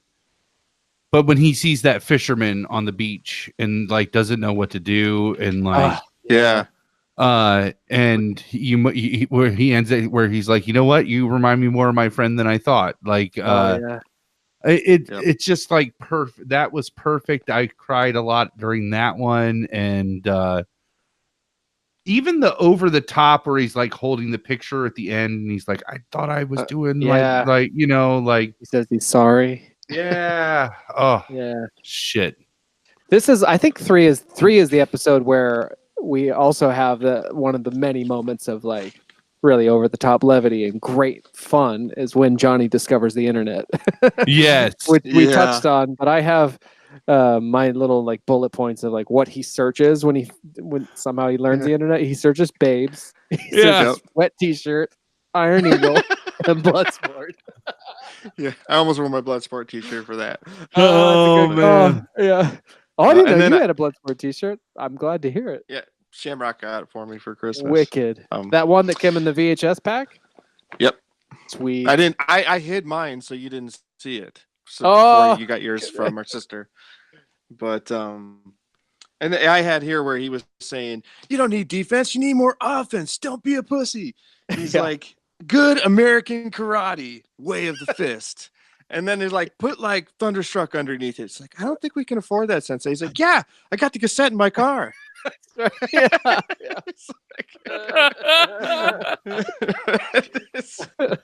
So good total news. Fun stuff that we're not talking about as well. Yeah, I'll throw it in there. Here's where I have a little window of episodes where I wasn't keeping very careful track. This is not the one. This is not the diner, right? Episode must be. It must not be. Or it would have been the last one, I think. But no, like Hash Brown Cobra Kai. Yeah, this is Hash Brown Cobra Kai. Oh, is that the name of the episode? No, it's still Fire and Ice, right? I think we're on Fire. I think the diner episode is in the Moment of Truth. The next episode. Oh, okay. Okay. Because that's when he finally confronts Johnny about knowing who Robbie is, and Kreese warns Johnny, don't let him get away. Like, he's your star pupil. He's like, doesn't look good. It doesn't look good. Like, you need to make sure that he stays as close to you as possible. Which once again is not the right motive. It to like get your son back in good relations. It's like it doesn't look good. No, that's true. But I think if there was any moment where I thought maybe Kreese is actually turning it around, it was at this time. Like, this is when he was the most convincing, where he's like, because it's easy to like, but to not think of it like, wait a minute, that's not a good motivation to like go get him. Like, you just like, you see him trying to encourage Johnny to go mend this thing that's between them, right? So, which he should address in his so, and then that's what results in him taking Miguel out to that diner. And given that, really, goddamn, is it such a like emotional performance? Yeah, that was like a real turning point for Johnny's character and for Zabka as an actor in the series. Like, there was no irony, no, like, that could have played into a straight up like Oscar drama type thing. Like, the way that he approaches certain scenes was so touching and so just played straight and authentically. I was like, holy shit. And that just kind of continues, not like every show, every episode, but he pulls it out a handful of times where they really give him that space to like shine and show like true goodness, you know, that he's capable of. And it was a wonderful scene. I shouldn't reference it, but when he's talking with Tommy at the campfire and Tommy says, he's like, you got what I don't have. He's like, you have time. Yeah. And you still have time. And he talked about Allie, I think. Yeah. And then he finished, he says, you can do it. He said, you're the champ. It was like, that was touching. It was like, and then he kind of like believed in himself again. Like, I am the fucking champ, you know? And that's what gave him the courage to finally stand up to Kreese when he gets back, you know, like. Good point. Well, and I just heard a clip from the original movie today, like listened to some interviews and stuff on the way home, and I heard that moment. So they asked like Billy Zabka, they asked everybody like, what was your favorite moment from all of this? And he's like, my favorite moment like filming was probably like the first scene I filmed in the first movie, which was my first scene in a movie ever, which is when I pull up, you know, to the beach scene on the motorcycles with the other Cobra-Kai. Back in the streets, stopping the ones you got about. And they he's like, I didn't know how to ride a motorcycle or anything like that, and you know, we'd worked on it, and it all kind of paid off and felt really cool. But they played the clip, and it's like, I think it's Tommy. That's tricky because it's like there's a Tommy and a Bobby and a Johnny. They're all E's, they're all E names, and Dutch, I was gonna say Allie with an I, but Tommy goes like, who you kidding? You're still the ace degenerate, and that was the first time I ever put it together. The ace degenerate, like the title of the first Cobra Kai, was him, but he also says in that moment, he's like ex degenerate. It's like the end of a summary. He's like, I'm turning over a new leaf. Senior year. It's like, I got 1 year to make it work, and that's what I'm gonna do, make it work. And it's like set up as this, like he's set up as this villainous character. But if you just take that statement and you see it now, knowing, like, having the affection for Johnny we've grown to have through this series, and especially season 2, I don't know, it hit me differently. You know, that you're still the ace degenerate. He's like, no. Ex degenerate. I'm on the straight and narrow now, which I feel like is something Johnny is frequently trying to do. Absolutely. And then, so Fire and Ice, we basically got through Fire and Ice. And I think we're into we're kind of jumped into Moment of Truth a little bit, well, we've kind of lumped in like Fire and Ice between Fire and Ice and Take It Right. So Take It Right sounds like a porn. Take title. A right. Take A right. Like, I don't take it in the back anymore. Double D knows that. I think Moment of Truth. Yeah, on the Karate Kid soundtrack, the album for the 1984 film, the first track is called Moment of Truth, and it's by Survivor. It's like, it's the moment of truth. You know, that kind of thing. I knew that was a call to something, a callback to something, and that must be what it is. And I think, if I recall correctly, like we talk about this on the other episode that we did for Karate Kai, where it was like right around that time, Rocky 3, which ultimately got Eye of the Tiger from Survivor, the same band. Like Eye the Tiger was considered for Karate Kid, and anyway, so but yeah, I think that's where Moment of Truth comes from, is a little reference, other than like how it references what goes on in the episode. I believe it's a little Easter egg to the soundtrack. Well, and Daniel, Sam's like, what are we supposed to do? Be flashy, go pick a fight and film it? And he's like, I want to just do what Miyagi told me to do, and that's be honest, look them in the eye, ask for their trust, and earn it. Yeah. So yep. Which obviously is something he's done in his to build the business of selling cars as well. Like it's like he really took Miyagi's philosophy, informed his entire life, professionally and otherwise. Which is ironic considering he's a used car salesman. You know what I mean? Yeah. Like, but he says gimmicks. But I think he approaches them in the door. Way. They don't sell cars. Yeah, gimmicks get them in the door. They don't sell cars. Right. But I think that's one of the things that I like about his character. This adult version of Daniel is that like it's kind of to hammer home the idea that is like cheesy and whatever that Miyagi-Do teaching might sound like, or saccharine sweet or vanilla. It works in the long run, like over the course of a long time, it's going to pay out more than like doing it Johnny's way. I like how they show like the new, I don't know if there's anything newer than millennials. I'm sure there is, but the new generation not wanting to put in work, or the old Miyagi way of paint a fence and sand the floor. And so it's hard. So they kind of make it modern of like, that was hard back in the day. It's really hard to do now, or convince them. Yeah. Well, and I like too, and I think they played it up a lot more in this season, like that the characters, Johnny and Daniel, and probably everybody, but mostly those two, they have the same. Well, I think we're exposed more to Johnny's virtues than his flaws now. Than like in the original movie, it's all about like his bad behavior or his worst, his lesser qualities as brought out by Kreese, but. Daniel's, I think it's pretty cool the way that the writers have kept Daniel's character consistent in that he was like kind of a dick. Like he was always kind of a dick and a temper, like kind of a, actually he's like Dimitri is the most like Daniel of the new crop of kids. Absolutely. And and I think it's pretty cool the way that we see that develop in the way that he kind of struggles with him.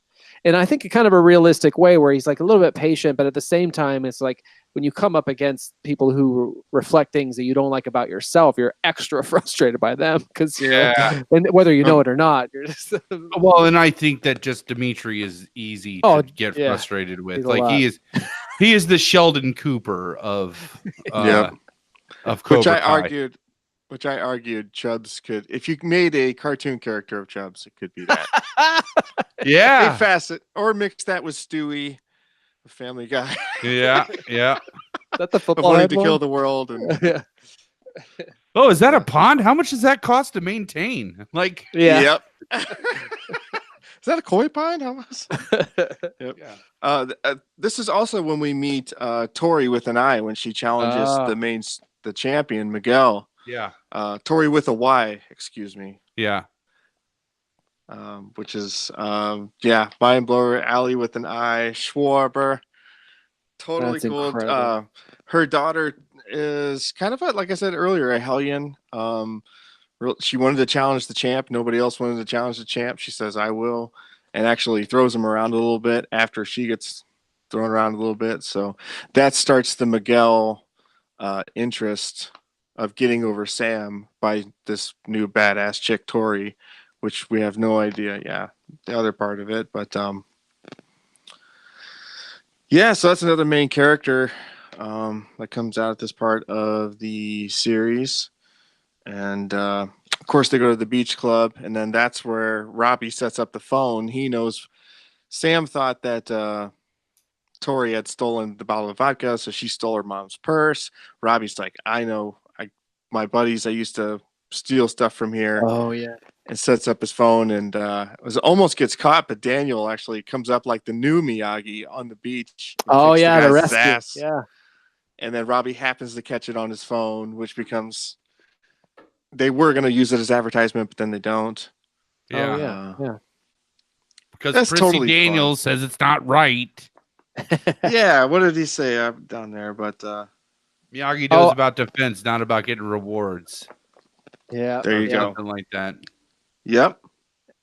And is this the one where Dimitri then shows up, where he's like, when the student is ready, the teacher appears, like that old adage? But like Dimitri tries Cobra Kai again, Yes. I think, and it doesn't work out. Because this is where he Priest got punched him. assaulted at the beginning. Yeah.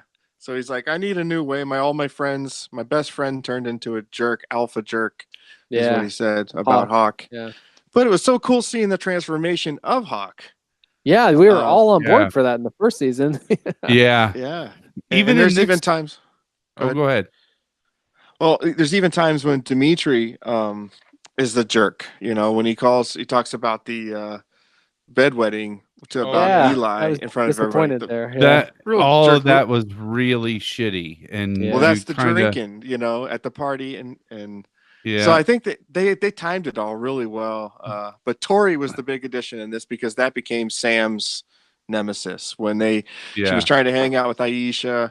Aisha and her were finally mending, and then Tori happened to push her into this chocolate pudding and made a big scene, and that starts the riff right there between the two girls. And Tori's out to get Sam the same way Johnny seemed to be out to get Daniel in Karate Kid. It seems like the thing that's so frustrating is, like, I feel like if Sam just knew that it definitely was not Tori who stole all that shit, like, I feel like that's almost like a continuity thing, that somebody would have told her, oh no, all of the wallets and purses were under the stairs because of these people from his past.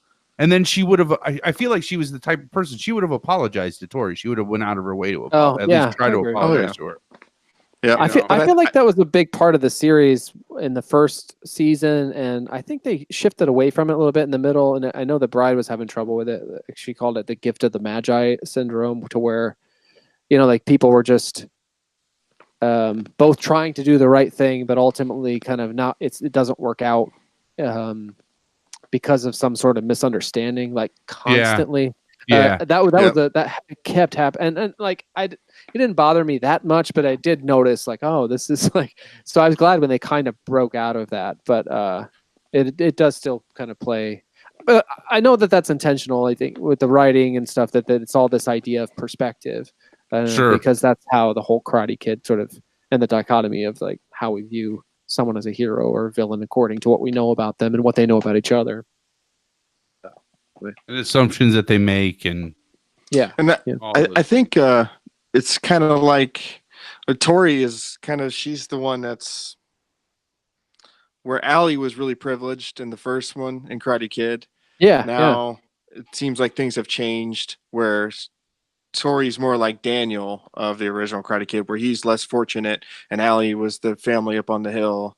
Where now Sam's up on the hill, which is Daniel's daughter, and Allie's daughter is down the hill, which man, this whole series they do so much. And Johnny's son too, being the one like in the house with the lights shut off, you know. And then getting to live in the LaRusso home. It feels like, you know, there was a time when Daniel lived with Mr. Miyagi in Karate Kid 3, I guess it was. And then I have here where Amanda says to Robbie when they almost get thrown out of the beach club, he says, "It's everyone makes mistakes.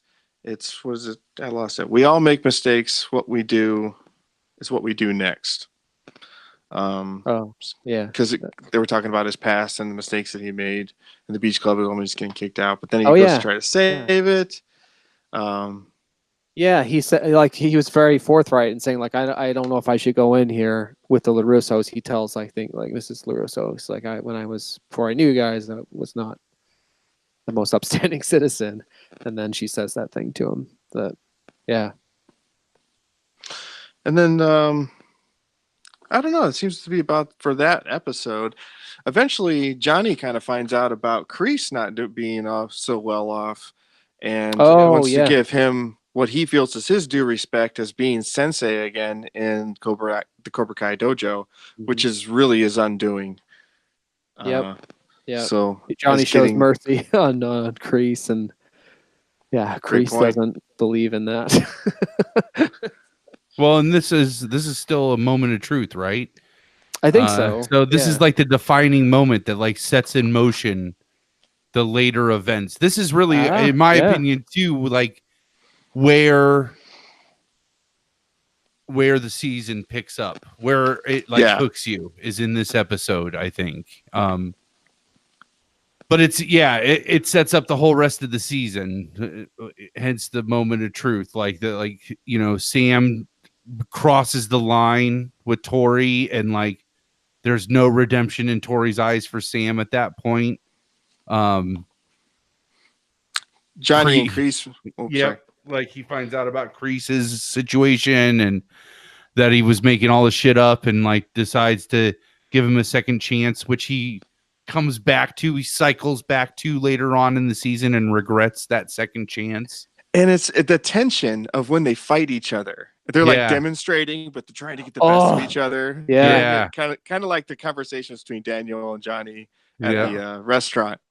Yeah. I had a note about that, which I think I had it in the next episode, but like I said, there's a moment in that demonstration where he puts him in the chokehold. And I was like, I had a physical reaction to that because I was like, you flash back to they do this a lot in the show where they literally will flash back to like scenes from the movie. It didn't do it here, but like it's so easy to picture that thing where he's just like choking him out, and they even characterize like in these shows like he was trying to kill him. Yeah, I did jump to the next episode, All In, because that's the All In move. Oh yes, yeah. Here, let me try this one more. I don't know if and this is not an impersonation I've tried before. All right.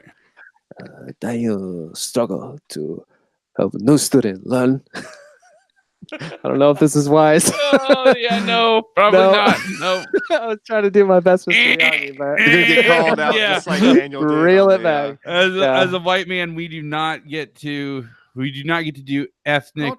No. Culture appropriate. I wish I could do a good like Pat Morita. Pat Morita is much more like Miguel makes a new connection. Oh He's yeah, like Pat Morita is awesome. Yeah.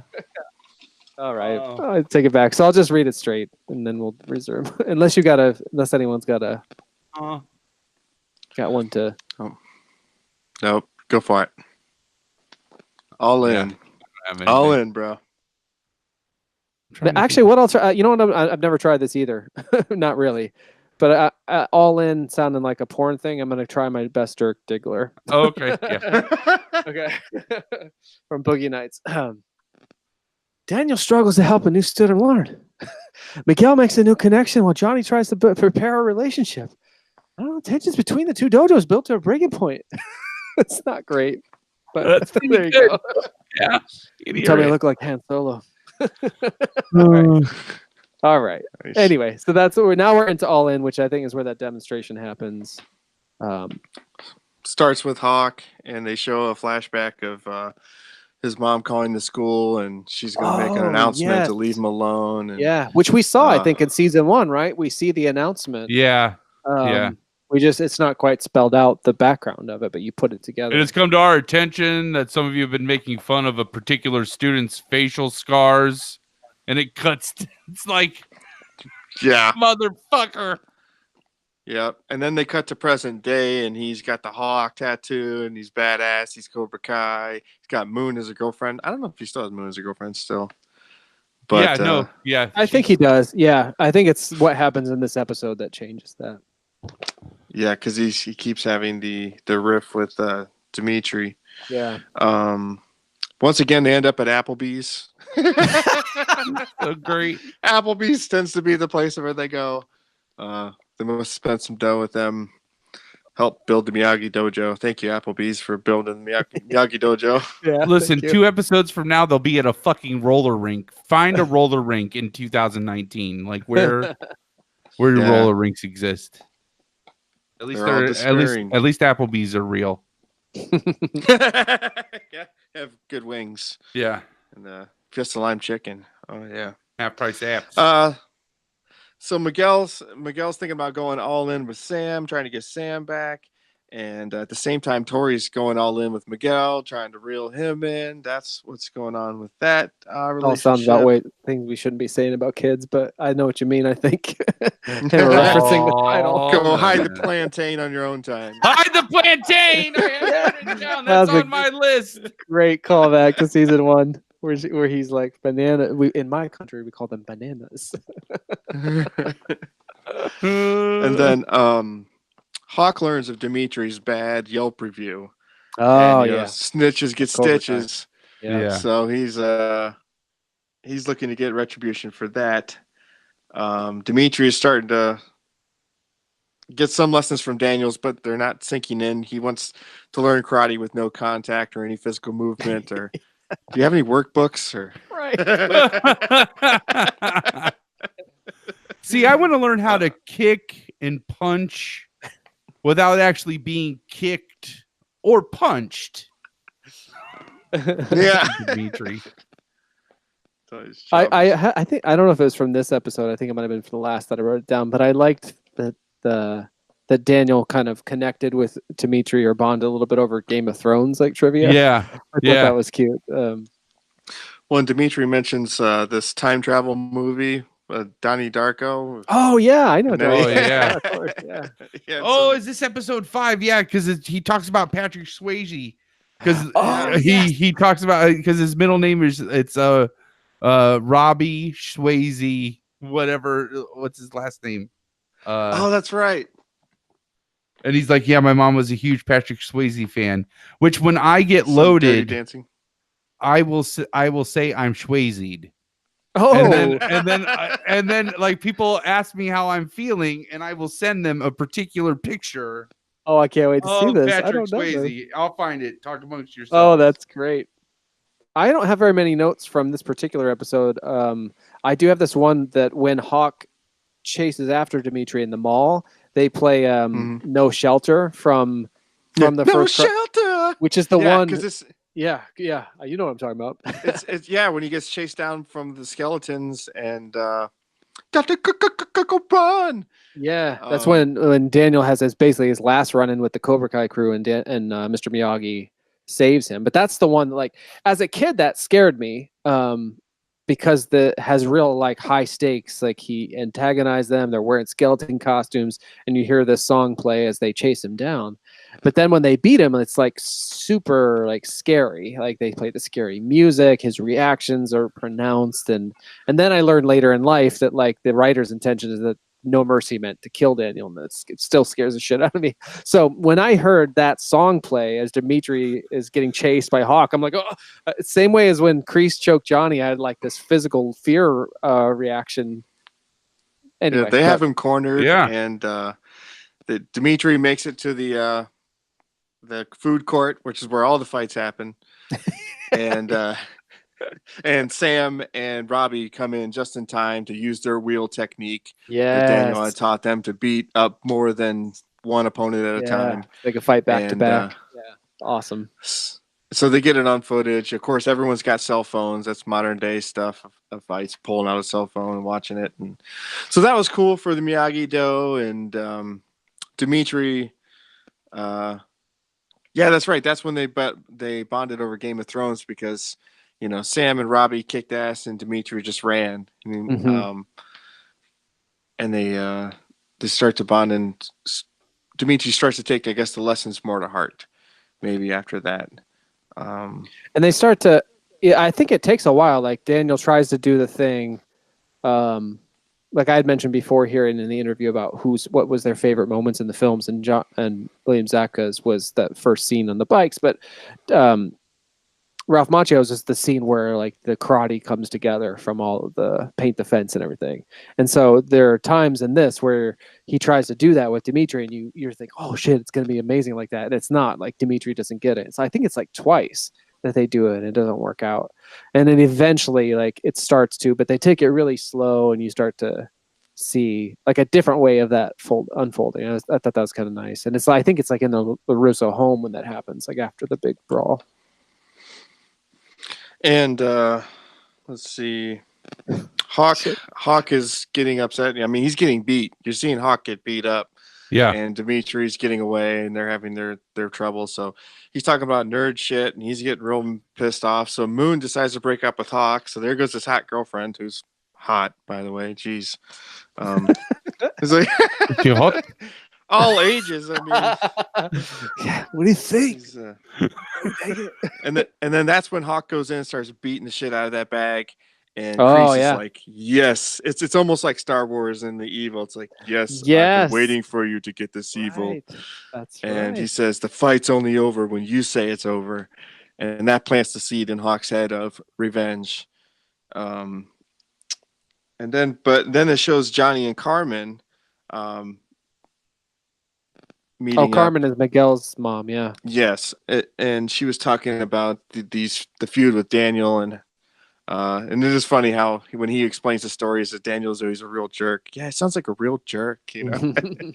And but she said that, you know, in situations like this, she's seen it before, and someone has to be the bigger man and walk and rise above, or walk away, and that's how the episode ends, is with Daniel busting in the dojo. I forget why. Oh wait, is that the next episode where he says he's going to be the bigger man and turns down a fight with Daniel in front of all of his students, trying to show the lesson he learned. But yeah. once again gives Kreese more leverage and taking more control of the dojo. Mm-hmm. It's Yeah, so complex. I mean, oh my gosh. Yeah. Us is, I don't know, watching it is a lot more interesting than us It's just getting to relive it. Yeah. No, all of this Yeah. is like it's just fucking amazing storytelling, and really, like, I don't know, nails that karate movie style set in the valley with teenagers, like modern day millennial teenagers, or I guess they would be zennials or whatever. With the I was gonna say, I don't know what the. I read this. There's 2 notes from the creators that I thought I'd bring up because it keeps coming up, the modern tale in the valley, and they were saying like season 2 was always intended to be dojo against dojo fighting for the soul of the valley. Oh man, that's so awesome! So the other thing that they said was this rivalry of 2 men and Daniel and Johnny, who have let their philosophies and resentments pass down to the next generations. So it's interesting because it's not just like the good philosophies, but they're also passing down like their resentments and the things that they've held on to as part of their intention, the writer's intention, I mean, which we see borne out in the second half of the season. Also, if you go to the chat, you will see a link to the photo of Patrick Swayze that when I am drunk. So my bachelor party, when I arrived, I started pounding them, and like 20 minutes after we arrived, like Ash sends a text. She's like, "So, are you excited? Are you excited to go out and like have a good time?" And all my reply was this photo. And she's like, seriously, already? You just got there. Yeah. Can somebody pull it up? I can't see. I got it pulled up. So this is the picture that Palmer shared with us when when you call it sway, like how drunk are you? Like I'm Swayze. Oh, I'm Swayze. I'm Swayze. I'm Swayze. This glorious image with the pond from Roadhouse behind him. I'll tweet it out with the episode. That looks like you have it under control. That looks. Oh, he's got it. Fucking Dalton. Man, never drunk. Listen, when I am Swayze'd, I am. Yeah. That is who I am in my head. That's awesome. Oh man. Palmer, do you have any other notes on the first 5? I'm needing a bathroom break, and I thought we're midway through season, so we could. No. I mean, no. I dig the Wayne's World where they were waiting when they're at the play set, and she has them set for the planes to go over their head, which is very much a Wayne's World reference. Yeah, that was great. And then they kiss. Yeah. That was cool. Ends with the vandalism of Hawk at the Miyagi Dojo. Oh, and he takes the Medal of Honor. Jesus. Steals the Medal of Honor. That's why he comes rushing in the dojo. That's why you rush in a dojo. Take the Medal of Honor. Oh, that was rough. You don't rough. earn a Medal of Honor by stealing. Yeah, that's that.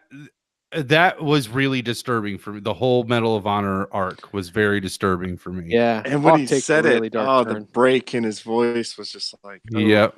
Who said that? I can't remember who said that.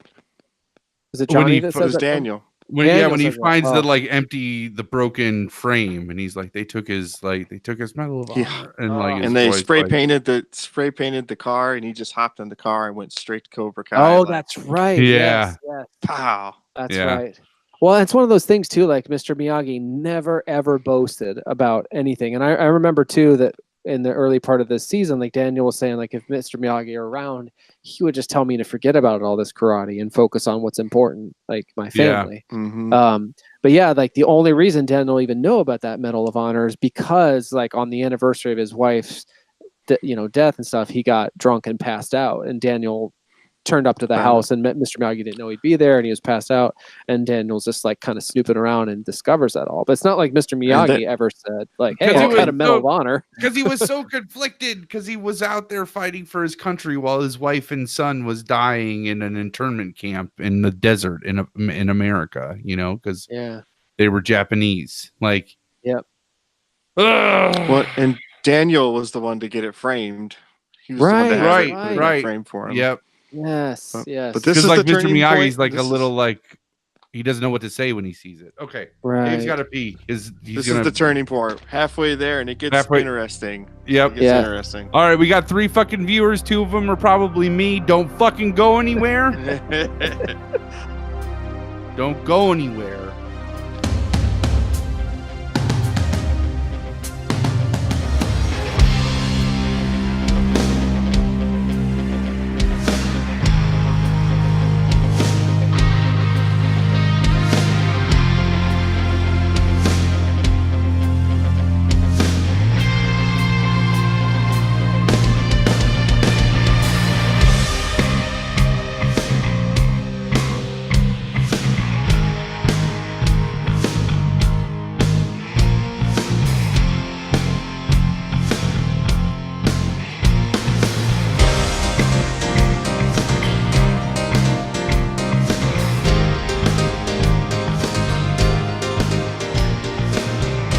I wasn't planning on any regular segments, but there was three things she popped off with that made me bring to the table a Cobra-Kai themed Shit the Bride Says. All right.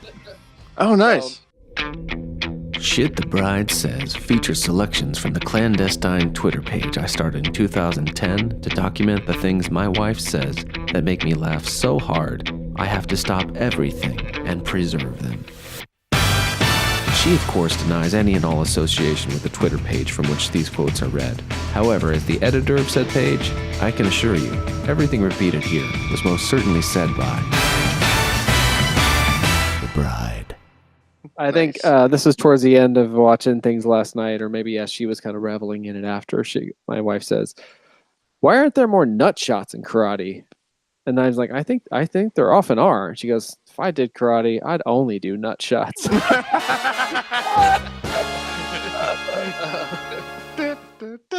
Exactly, yeah. And then at some point, I said to her, I was like, "Are you a good Cobra Kai or a bad Cobra Kai?"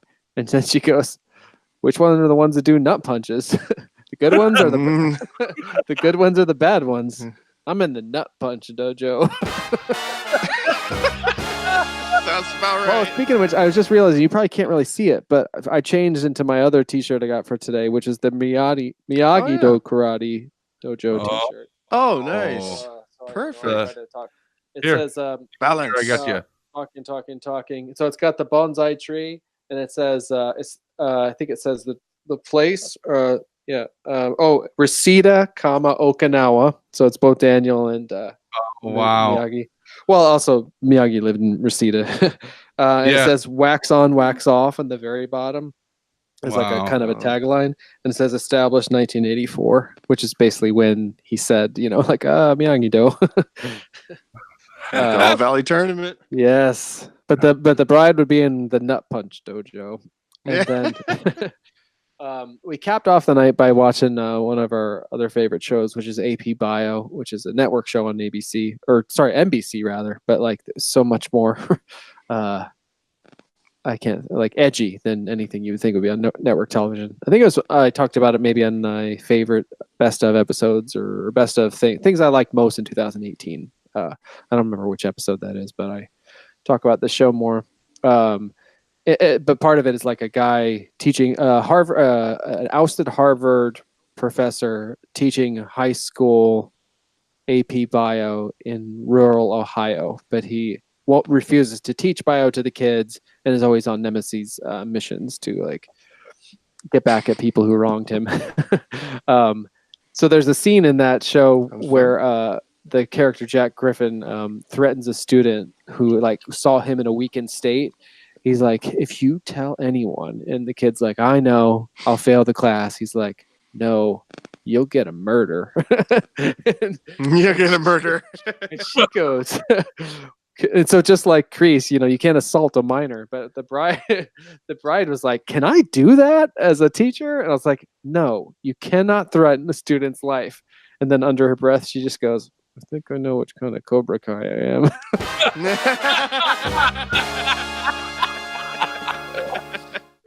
That's awesome. She got in the spirit of the show. Like, talk about Nemesis. Like, your marriage is like a fine dancer. It's just like you gotta be on your fucking toes. Just like the whip. And then like nipple twerking and then like fuck. Yeah, I feel like it's a constant discussion of what is and isn't acceptable. And then maybe I'll give her like extra hard time or be extra sensitive, and then I'll literally remember it's like, okay, like actually 10 minutes ago she went out of her way and out of her comfort zone to like say something super nice or do something super nice. But even myself, like little things can get overshadowed, and then but there's she makes that balance happen, man. She balances me out and balances out like that kind of stuff with like really nice things I don't tell you about. That she would never want me to tell you about. Which the kindnesses and such. Which Moto probably doesn't want to hear, but I would listen to. I'm not lying. Those are the things I would be threatened vengeance upon. Yeah. How dare you tell anyone about my kindnesses? Kindnesses are for the weak. That's a different webpage. That's a different Twitter. Yeah, you gotta have like the snake though, like chrome, so it really pops. Right. Like thunderstruck under it. Yeah. Hash brown Cobra-Kai. Yeah. Then send it to the internet. Yeah. Yeah, exactly. All right, so let's hop back into it with episode, what is it, 6, right? Yeah. Take a right. Oh, I just got where that take a right. I just got where that title comes from. So I'll just read it quickly with no accent, unless someone's got an accent. I could. No, this is too short to waste one of my 2 accents or impressions rather. Take a right. Episode 6, season 2. Johnny goes for a ride with some old friends. Kreese continues to exert his authority at Cobra-Kai. It's pretty simple. But the old friends in question are other members of Cobra-Kai that we know from the first Karate Kid movie. Yeah. The actual guys. Yeah, the actual guys. Tommy, get him a body bag, Tommy. Bobby. Bobby was the one to kind of take the most pity, I think, on Daniel. Like when he's the one in the skeleton scene or whatever, he's like, leave him alone, man. He's had enough. That's bathroom door. I'm sorry. Oh, that's all right. I got in trouble with me. I'll let him know when he's had enough, man. What's wrong with you, Johnny? Yeah. That's Bobby though, the one that was like, and who also when he hurts Daniel in the tournament, he's like, Daniel, I'm sorry. He's like crawling around by him. So Bobby kind of had a good heart, though. He's also the one that tackled Daniel on the soccer field. And but whatever. But is he the one that turned into the preacher? Oh. Maybe. Then there's one who I didn't recognize. Tommy was the get him a body bag. Tommy, yeah. Then he's put in a body bag at the end of the episode. The bride and I were both so embarrassed that we didn't get that. Like she saw that somewhere online, and we were like, "Oh." Tommy was put in a body bag. That's fucking awful. Yeah. He's a But cream puff, Johnny. that's right, he said that. But he also, that's where the title, I just realized, takes its name from. In that scene where they pull up on the motorcycles, he says, Tommy says, "Take a right, check it out." And that's what directs Johnny's attention to the beach where Daniel is kind of is flirting with Allie. Nice. God, these guys never miss an opportunity for a callback. I love it. Yeah. And this was a great episode. Like, such a wonderful surprise to see those guys. Where they kick ass in the bar. Yeah. Because So the guy with earrings was he was dissing on Tommy in the Make-A-Wish thing, and then they just crossed the line, and then they just started kicking ass again. yeah, Ripped his fucking gauge out. He ripped that guy's gauge out. I saw that comment. I was yeah. like, Anytime you see an earring in a martial arts movie, you know it's like, coming out. Yep. Oh, But so the general gist of the episode, or how he reconnects with the Cobra Kai, his former Cobra Kai comrades, is that Johnny gets a text from one of them. I'm not sure which. And it turns out Tommy is he's about to die. I think of cancer, maybe, or something like that. Yeah. And so they all go out to see him, and they get on motorbikes and reminisce and stuff, and ultimately get in a bar fight. And, which I was going to say is like, that doesn't happen in real life. When you're in hospital, you're in jail. You leave, and the cops will arrest you. Like you are literally a prisoner. But I guess it's like, they let you out for a day. That's supposedly. Or he sneaks out. Didn't he sneak out? No, they said that they okayed a 24-hour release. Oh, okay. Essentially, like, there's no going back. He's gonna die. Yeah. So kind of special circumstances. Yeah. Fuck, man. That whole every time you think that it's gonna go over the top with nostalgia, where you're just like, oh, over the top. Over the top. There you go. I'm back ready to discuss. Yeah. But that it's perfect. It's so emotional. That last scene with them like having the conversation where he's like, "I had a thing for Allie," and it's like the first time they've referenced Allie the entire season so far.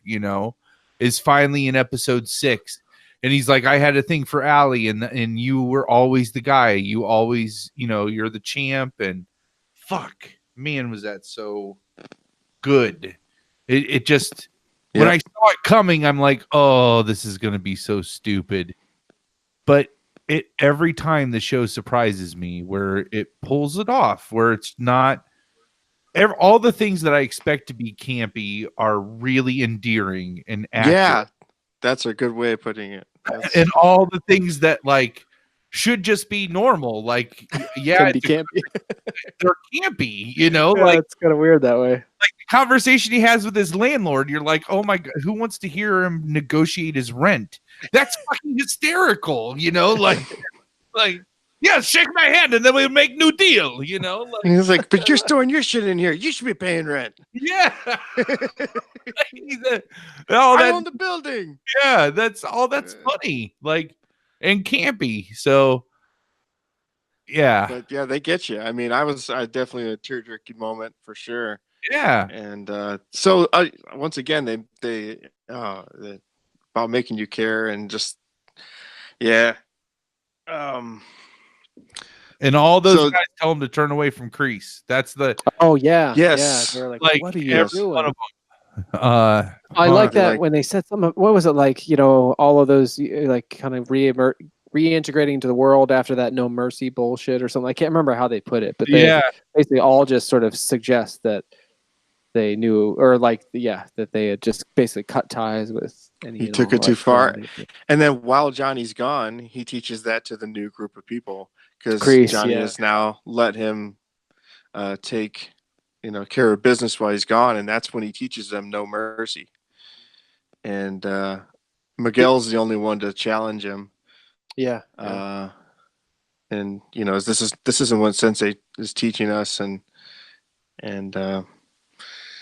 but yeah, this was the total bro episode, and I love the music that you played it earlier. I think when we started, like maybe that was what the piece was, but it was this when Tommy and when Johnny and Tommy are talking. there's this around the campfire. There's really nice like I felt like it was like a guitar translation of some of the flute Karate Kid themes. Well, I have on here that it starts with the original score, and Daniel picks up the pieces. Oh, okay, yeah.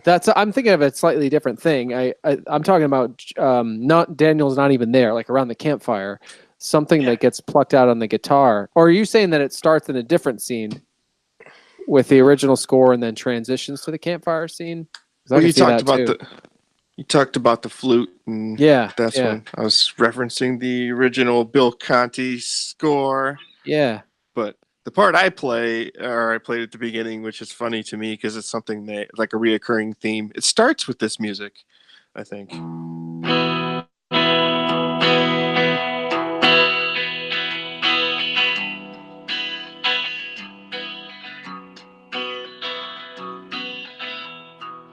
Yeah. It's one of the things that... Is that like the episode you mean might start? Because I have a note about the episode starting with painting the fence. Like all the kids are like painting the fence. And I think episode 1.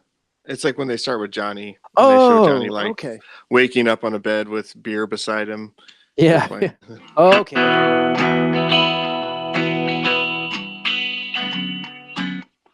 I think that so the problem is part of the theme that I'm thinking of that they play in this scene. Like I do think it's some sort of guitar translation of the flute, but I get a little confused from there's certain music that is played on guitar from Rapid Fire, the Brandon Lee action film from 1992.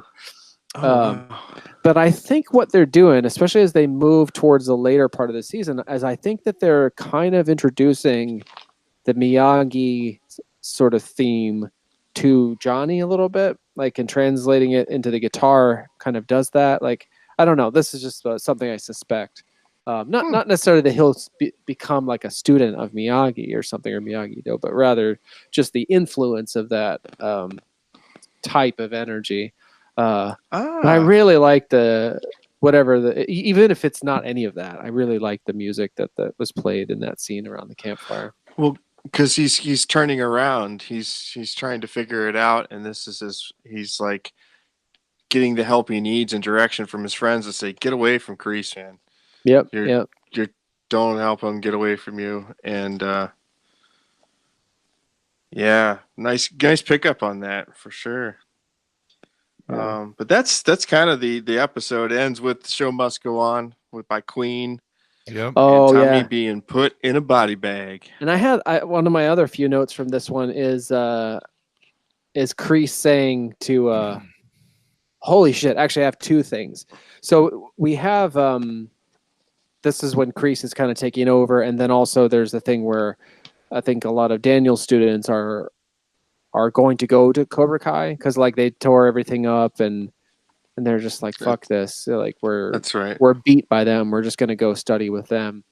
And the way that Daniel kind of catches them and turns them around, he says like, the reason why I feel so passionately about this is because I was in Cobra-Kai. Yeah, once Cobra-Kai, always Cobra-Kai. And he says, I know, I was a Cobra-Kai. Yep. And when he first said that, I was like, oh, man, Daniel, why are you lying? Like, I was disappointed. And then he starts to say, and I was like, holy shit. He technically was in Cobra-Kai. I did the same thing. I was like, what is he doing? He's like, this is bullshit. And then it's like, oh, fuck. No, they're doing 3. They're doing fucking Karate Kid 3. Yeah. I was so, like, caught off guard by that. And he's like, oh, it was 1985. And that threw me at first too. But then I realized like, oh yeah, those movies pick up where the last one left They off, all flow like like it only takes place over the course of like really 2 years, you know? Yeah. So that was pretty cool, like that callback. And then the other callback I had was when Kreese says to Tori, so I don't remember the context, but he says, do you have a problem with that? Which of course is, what he says to Johnny when Johnny's like kind of questions the no mercy. No mercy. He teaches Tori no mercy, and she says, some have to fight for everything they have, and And the end, that's exactly what Tori does. No mercy. Yeah. And I gotta yeah. say, man, when she calls her out over the intercom, Oh and man. she's like, Samuel LaRusso, I'm coming for you, bitch. It's like, whoa. Insane. Where yeah. the fuck are the grown-ups in this school? Like, Yeah, exactly right. She just like elbowed one out of the way in that moment. But the last note I had for this episode was a yard full of students doing the Miyagi breathing technique. Was like, where they do the kind of hand Yeah. in and out and stuff. So I was that's very starting happy to come see that. around. Yeah, it's coming around. Miyagi-Do's taking shape, and Johnny's realizing that Kreese needs to get out of here, get lost. But it's too late. He's already taken over. He's already teaching his students, and which he set up. So now we're on episode 7. Somebody, Lull. yes. To prepare his students, Daniel gives new training methods a shot. Miguel puts new lesson into practice. Johnny makes a tough but pivotal decision that affects Cobra-Kai. That's my Pacino. All right. Very nice. I think we've exhausted my impressions though now. No, you're doing good. I appreciate it. The biggest thing in this is Kreese saying that war never stops and peace is just the lull in between battles. And but the final thing I have at the end here, which is a Palmer quote, but it's "We're done." Yeah. We're done. Yeah. You should call That's me right. Twinkie again. Basically, that's what he did. Crossed the line. We're done. We're done. But so yeah, it's they have the Coyote Creek challenge in this one. Yes. Where there's he wants to see Kreese wants him to see the men of the boys or separate the men from the boys or the girls as he's trying to adapt a little bit. And we see a huge showdown between Hawk and Miguel. And Miguel finds out that Hawk is wearing Miyagi's Medal of Honor. Yeah. And that's crossing the line for Miguel. He's still in love with Sam, so he's so ends up beating Hawk and winning like ruthlessly. This is like a pretty good battle in the middle of a woods, like no rules. And Miguel thinks he's won, and right when he thinks he's won, Stingray. Yep, Stingray comes out of nowhere and wins out the of challenge. a pile of leaves in the ground. Yeah. Which is where he waits, right? Like the snake. Yeah, he waits. It's great Cobra Kai. Which he also says like that's the thing about a stingray is like we wait and we hide or whatever, and because that's exactly what he did. And man, at that point, that's when I'm like, okay, maybe this character has a little bit of potential for me. Because this guy's really popped into a lot of the periphery of characters in some pretty prominent films recently. Like he was in I, Tonya, he was in Black Klansman. Yes. And there was another one that I saw him in, and then this. And so when I first saw him, I'm just that's his name. Oh yeah. And but he totally turned it around by the end of the season. I was really again, since we're talking about him, I'm jumping ahead, but during the school fight episode where during the school fight, he interviews and gets a security guard job and instantly loses it by going and joining the fight and like kicking the ass of like Miyagi-Do's students. Again, kids, 40-year-old man beating up kids with karate. He was just trying to get the job, man. And high fives on one of the kids in the fight, like while it's happening. Like, he's fighting on the side of Cobra Kai. Like, of course, he only beats up Miyagi-Do kids. Like he doesn't beat up any karate or Cobra Kai kids. His way of joining in. But and he does that thing where he flips the script. He's like, "I'm flipping the script," and he decides to be called Stingray. Like all one word. Yeah. It's super fun. And actually, for me, Moto, you might be able to put this together, but his character reminded me a little bit of just the presence of a kind of a heavier guy in a karate dojo, kind of the role of I don't remember what his name was in No Retreat, No Surrender. Like they had the school.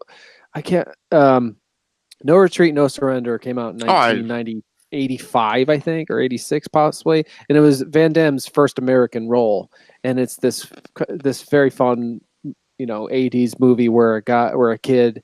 It's a little bit like Karate Kid. It was obviously made in the wake of Karate Kid, where instead of like a kid moving to California, he moves with his family to Seattle after his dad gets his karate dojo gets in with a Russian mob or something, and Van Damme is from the Russians. But anyway, they end up in Seattle, and the kid's a big Bruce Lee fan, and he like visits Bruce Lee's grave, and he like comes to be visited by the spirit of Bruce Lee and taught by who is actually the same actor that finished Bruce Lee's scenes in Game of Death.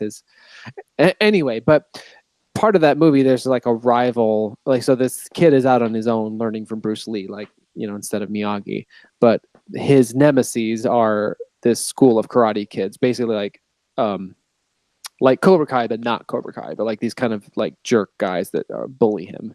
And there's one of them is I can't think of his name, but he's a heavyset guy, and that's kind of like I feel like there's a similar like the guy in No Retreat, No Surrender doesn't get to become cool, but I wonder if it was a nod to that because of all of that. Anyway, but anyhow, it looks like a real life.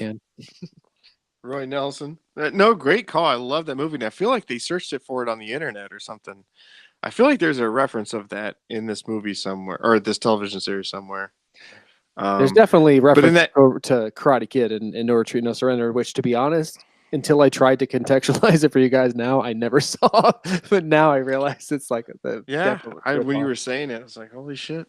It's an awesome movie. There needs to be a Long Walk Short Drink remembers on that. Yeah, yes, definitely. Because I would love to watch that. There's a special edition that came out a few years ago, and it has like a European cut. It's great, like with extra shit and a commentary. Oh, it's lovely. Love the workout montage in that one. Yeah, that now that we mention it, that is where my strongest ideas for the theme song of Long Walk Short Drink, the melody came from.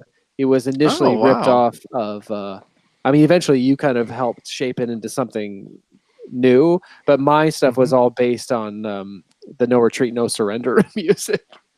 Interesting. Yeah, and actually the reason I do Karate in the Garage is because I heard on the special edition, like the guy in that movie, he was a soap actor who got cast in, Kurt something or other.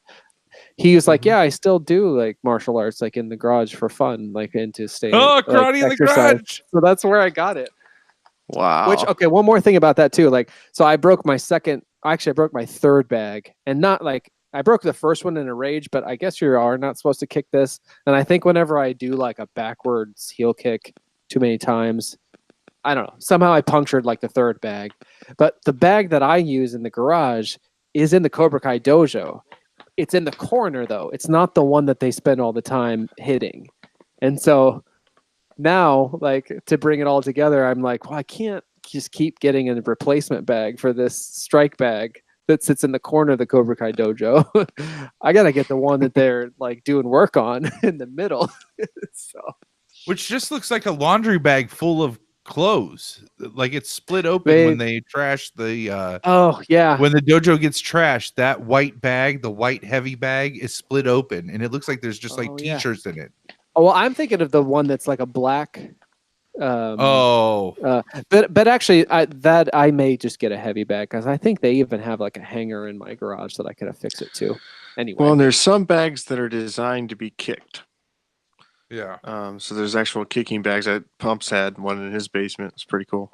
Yeah, famously in my house, like I relayed this story to the bride, and she quotes it to me every once in a while. When I called to get the replacement bladder, they called it, for the strike bag, the lady was such a bitch in such a bad mood. I couldn't shake her from it. I was trying to, because I was so pleased that I could get a replacement part. But even after all the pleasantries and stuff, she's like, "You're not supposed to kick it, sir." I was like, What? "Right." Holy shit! Wow. I was like, because I What- made some sort of joke. I'm like, "Oh, thank you." I went at it in a rage. What I said was like, "You're probably not supposed to go at it with Doc Martens on." And she's like, "You're not supposed to kick it." Jeez. There Or will feet. be kicking going on. Yeah. Yeah. What do you think I'm out there to do? Not just Kiss like my listening to ass. Bloodsport, I'm not a soundtrack pussy. and punching. Yeah, I'm trying to be Yeah. badass. It's the way of the fist. Man. Yeah. Okay, sorry. Detour. So the Coyote Creek challenge shows Miguel learning Kreese's ways and taking on Kreese's methods. Shows Kreese Yeah. losing control, and Johnny sees the bad sides of the teaching, and that's when he asks Kreese. He's like, "Hey man, no more of you." And he's like, "Didn't you forget this is my gym? I own this." And their separation has started, I believe, with that. Yeah. Well, because Kreese is gone then. After Johnny's done with him, after he says they're done, he does doesn't leave. pop back up until the last scene of the last episode. That's right. He does leave. Yeah, and when he tells Um, him to get lost, like Kreese has definitely he just goes and is like crestfallen. That was Yeah. kind of interesting too, to where he didn't fight him or anything like that. He was just like kind of hurt. It's hard to feel too bad for Kreese, but Kreese was obviously hurt in that moment and kind of just stumbled. No, off. it's because he knew he already won. He That's it, already yeah. had all that stuff set up. Like Yeah, he was just Ugh. biding his time for the best moment to hurt Johnny the most. fucking Still dickhead. crewmating. Fuck Kreese. Like we come back to it. Fuck Kreese. Yeah. He hit a child. Actually hit a child. Yeah. Oh, I mean, I'm sure that was not the first child he hit too. Oh, there's another one. And with an arrow pointing to it, it says, "Seriously, fuck him." That's great.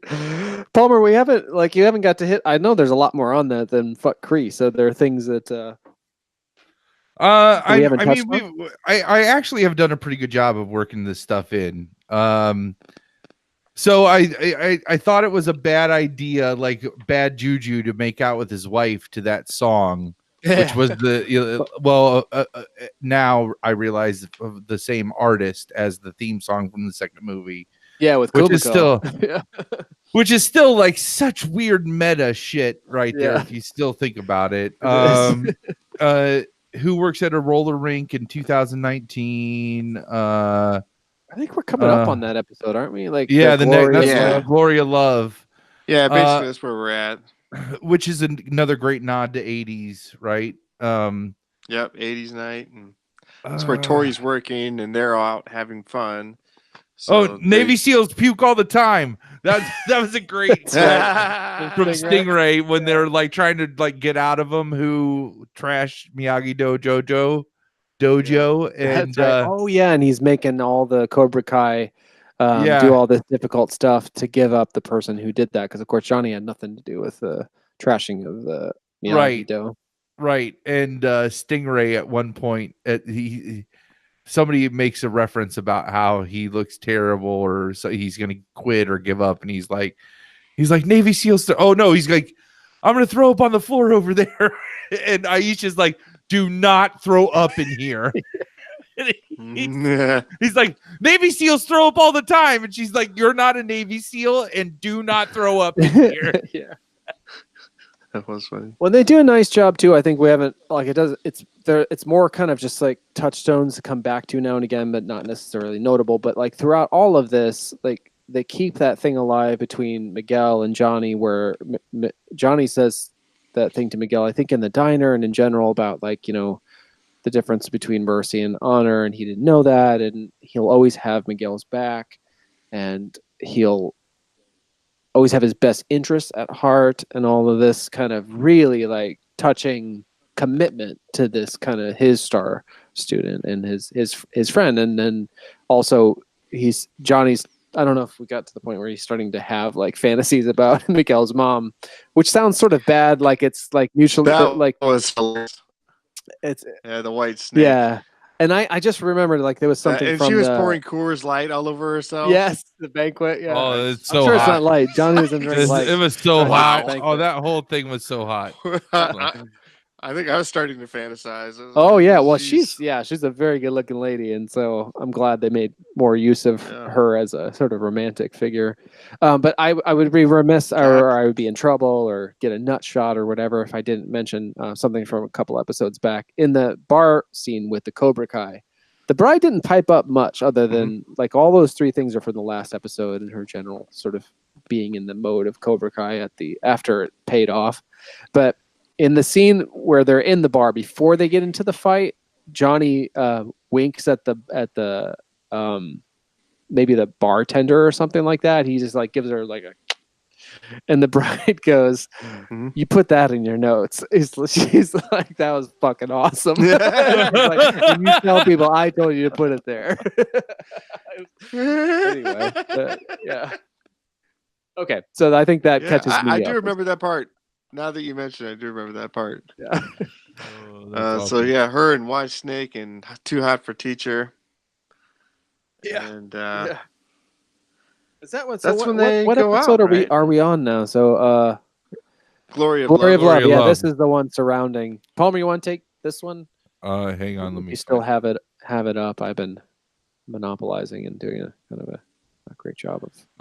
I'm trying to think of somebody that I can do a good impression of. So Gloria Love. All right, man. So no, I can't do a dude. I could hear it though a little bit. Yeah. Actually, maybe you could. That was something.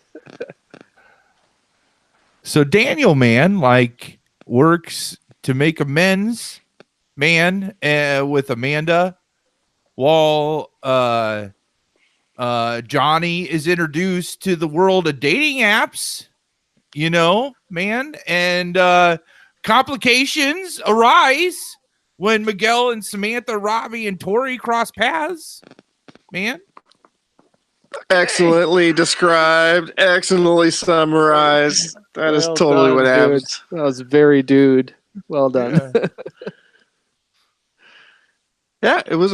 This is the fun one that episode. opens right with it opens like they all have kind of cold opens where there's no title or anything. It just kind of opens with something. And this one I think opens with Johnny fantasizing about going up to Miguel's door, but like this time really engaging. And that's when she's with the wanker. Yeah. Oh yeah. Then he wakes up but the title comes up over him having this pleasant dream, and then he sees her in the morning and in real she's life. some douche. Yeah, she's with some D-bag, and Miguel decides he's going to start him on an app to date, so he puts him on like Tinder. They don't say Tinder. Yeah. Like that. They say they make references to swiping right and left though. And he's like, I love when he's swiping, and he's like, no, not with a 10-foot pole, never. And then he stops he pauses for a second. He's like, actually, yes, I would. And then he's like, starts enjoying it. Yeah. Another great montage of him going on dates, and none of the speed women dating. That was very none of them are clicking with. But then he does kind of like, he basically says like, I wish it could be like the old days where you like bump into a girl, but not too hard, and then you buy her a banquet or something like one of the. Yeah, he's like, I wish it was like because he's like, you bump into her hard, not too hard, but hard. Yeah.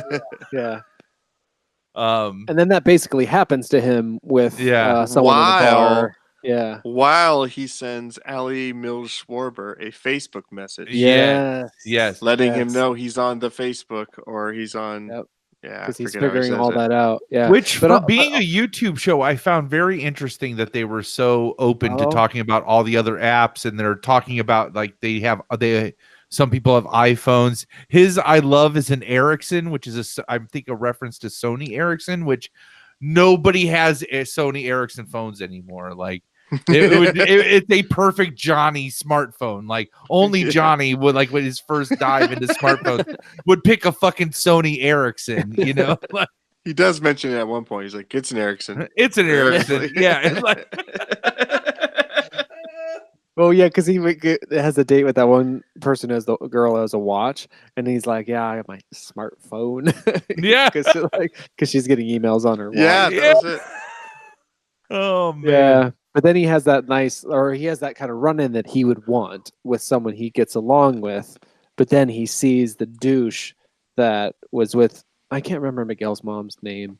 Mona, Carmen. said it, Carmen. Yeah. Carmen, yeah. So he sees the guy in the bar that he saw with her, and he's like, the guy's talking shit about, whatever, hit it and quit it type thing about her. And then Yeah. Johnny loses interest in the person that we would think he would be interested in, goes out into the alley alley with a Y, where the guy is going to pee and confronts him. Yeah.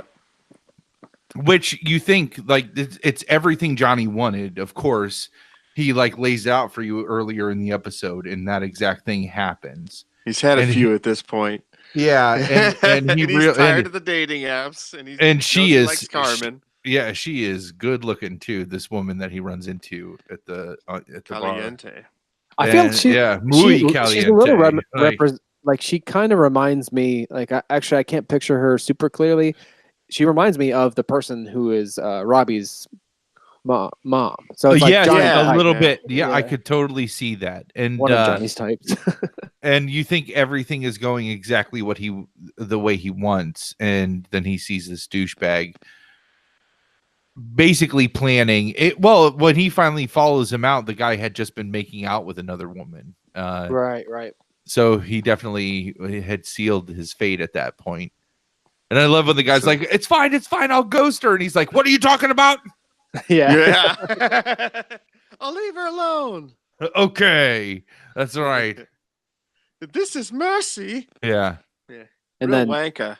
Right, yeah. But then Johnny like has, I don't, who planted the seed? And well, I guess it's all been like planted till once he saw at the end of season 1, his Cobra-Kai hurt his son, but also just like saw the error of that no mercy credo, and then he's seeing it increase, and so he's like, coming up against, kind of his warrior instinct coming out and fighting this guy, but then he's like, no, I'm not gonna like whatever the fuck no mercy is kind of terrifying to me. But then that idea of he just like stops himself. He's like, no, I'm not gonna be this guy.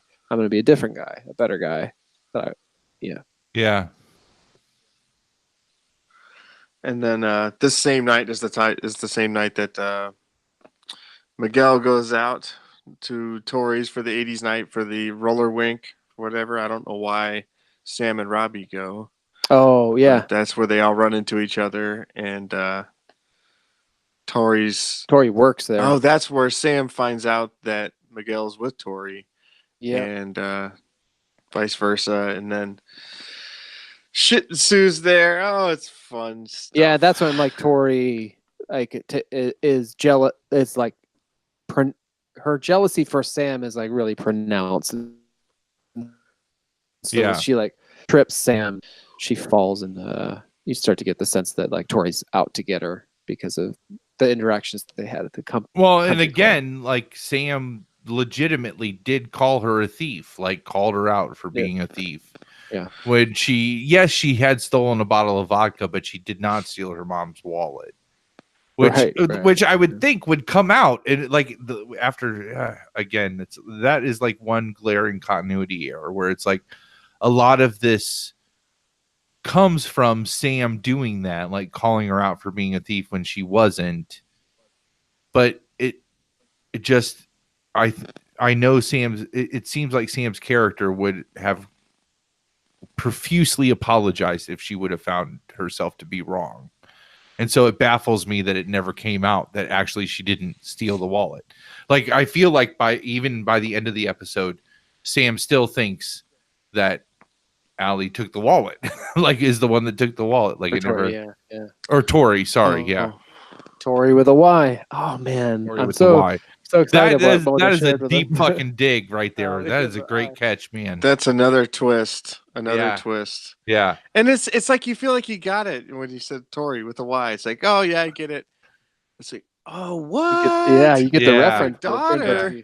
More. Yeah. I man, and when Elizabeth Shue finally shows up Oh, it's gonna be. in the third season. I mean, she's got to show up next season, right? Like, Oh this yeah, next they've one, set that up pretty. She's in. I mean, it's gonna be fucking phenomenal. It's just gonna be a game changer, right? Like, Yeah, she It hasn't feels like come back since. It's a little bit funny too, because like she jumped ship after the first Karate Kid for whatever reason. They couldn't get her back and stuff, and she didn't want to do it. But I was just reminded of Back to the Future, where Elizabeth Shue is the person to kind of take the place of the Jennifer that didn't come back from Back to the Future 1. yeah. Like he assumes that role. Anyway, sorry, a little bit of a departure there. Actually, one of my few notes for this episode, actually the only one that we didn't touch on, is the quote from that I put in cool shit. When Johnny says, and I think he says this to his students actually, but it's he kind of crystallizes this, I think, in the alleyway with that douchebag.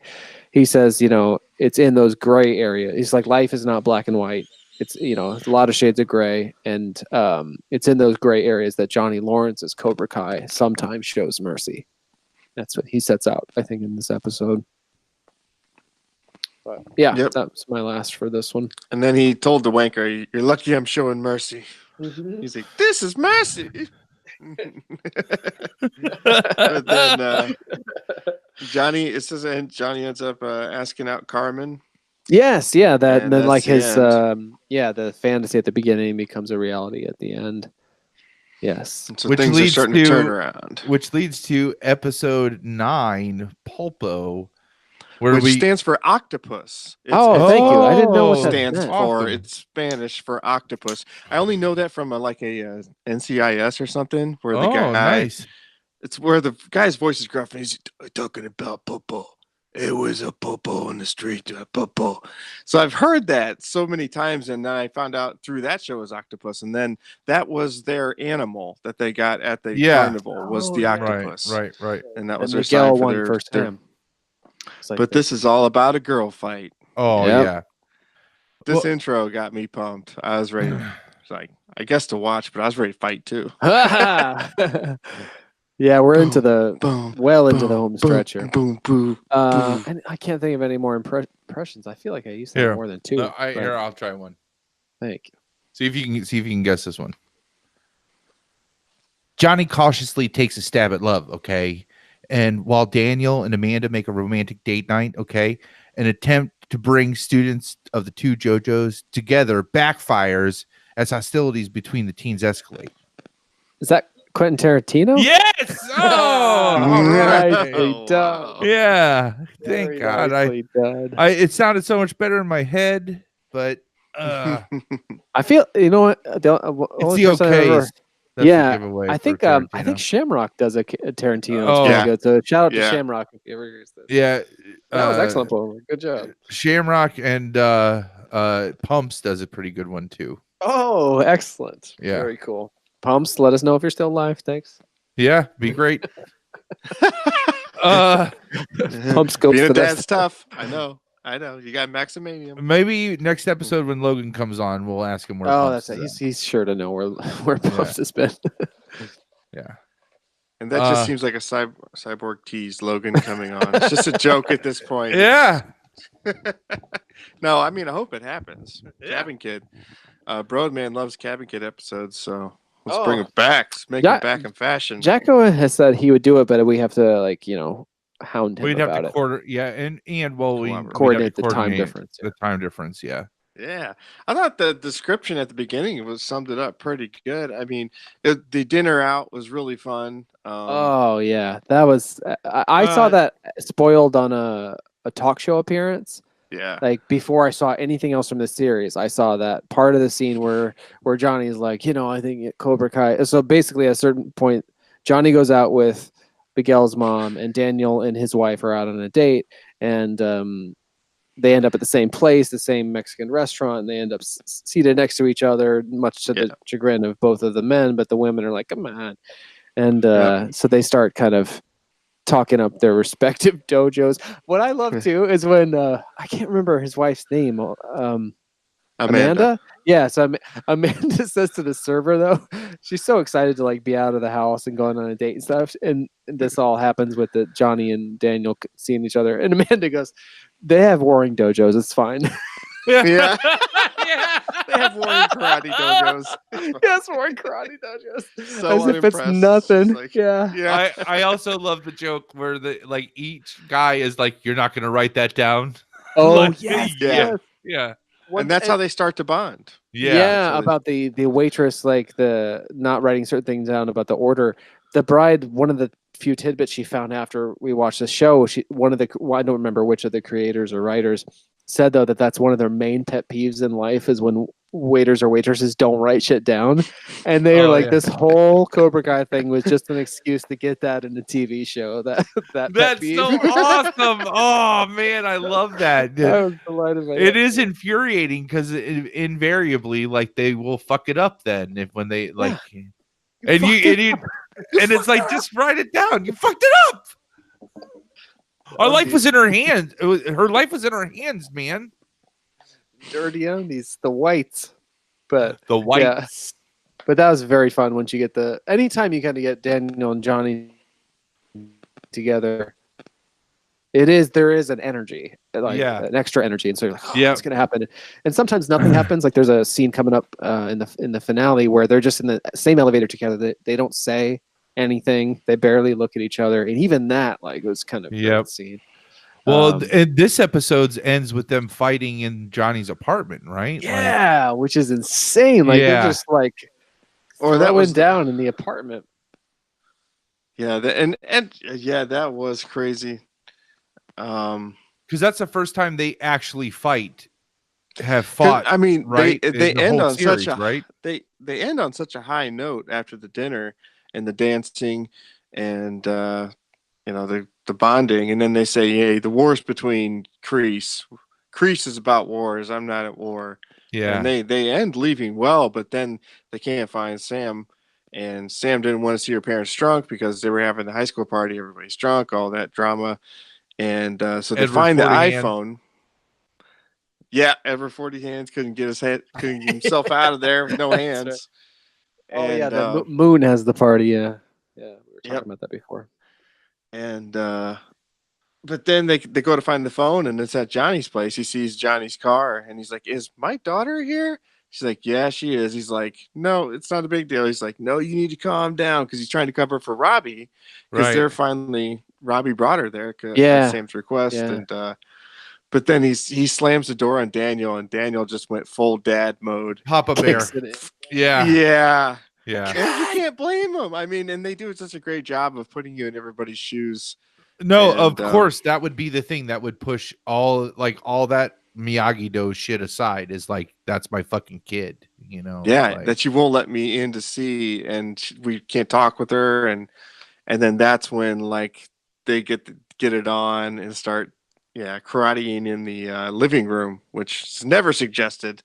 Yeah, you can knock over your flat screen that Johnny hung up that flat screen like when he kind of got his shit together. Oh yeah, Moto so sexy. Love the headband. Double D just chimed in on the chat. Oh, thank you. I also have a note too about the headband, Johnny's headband. Miguel wearing Johnny's red leather jacket and the whole thing with the headband, and Allie gave him the headband. Yeah, that's right. Yep.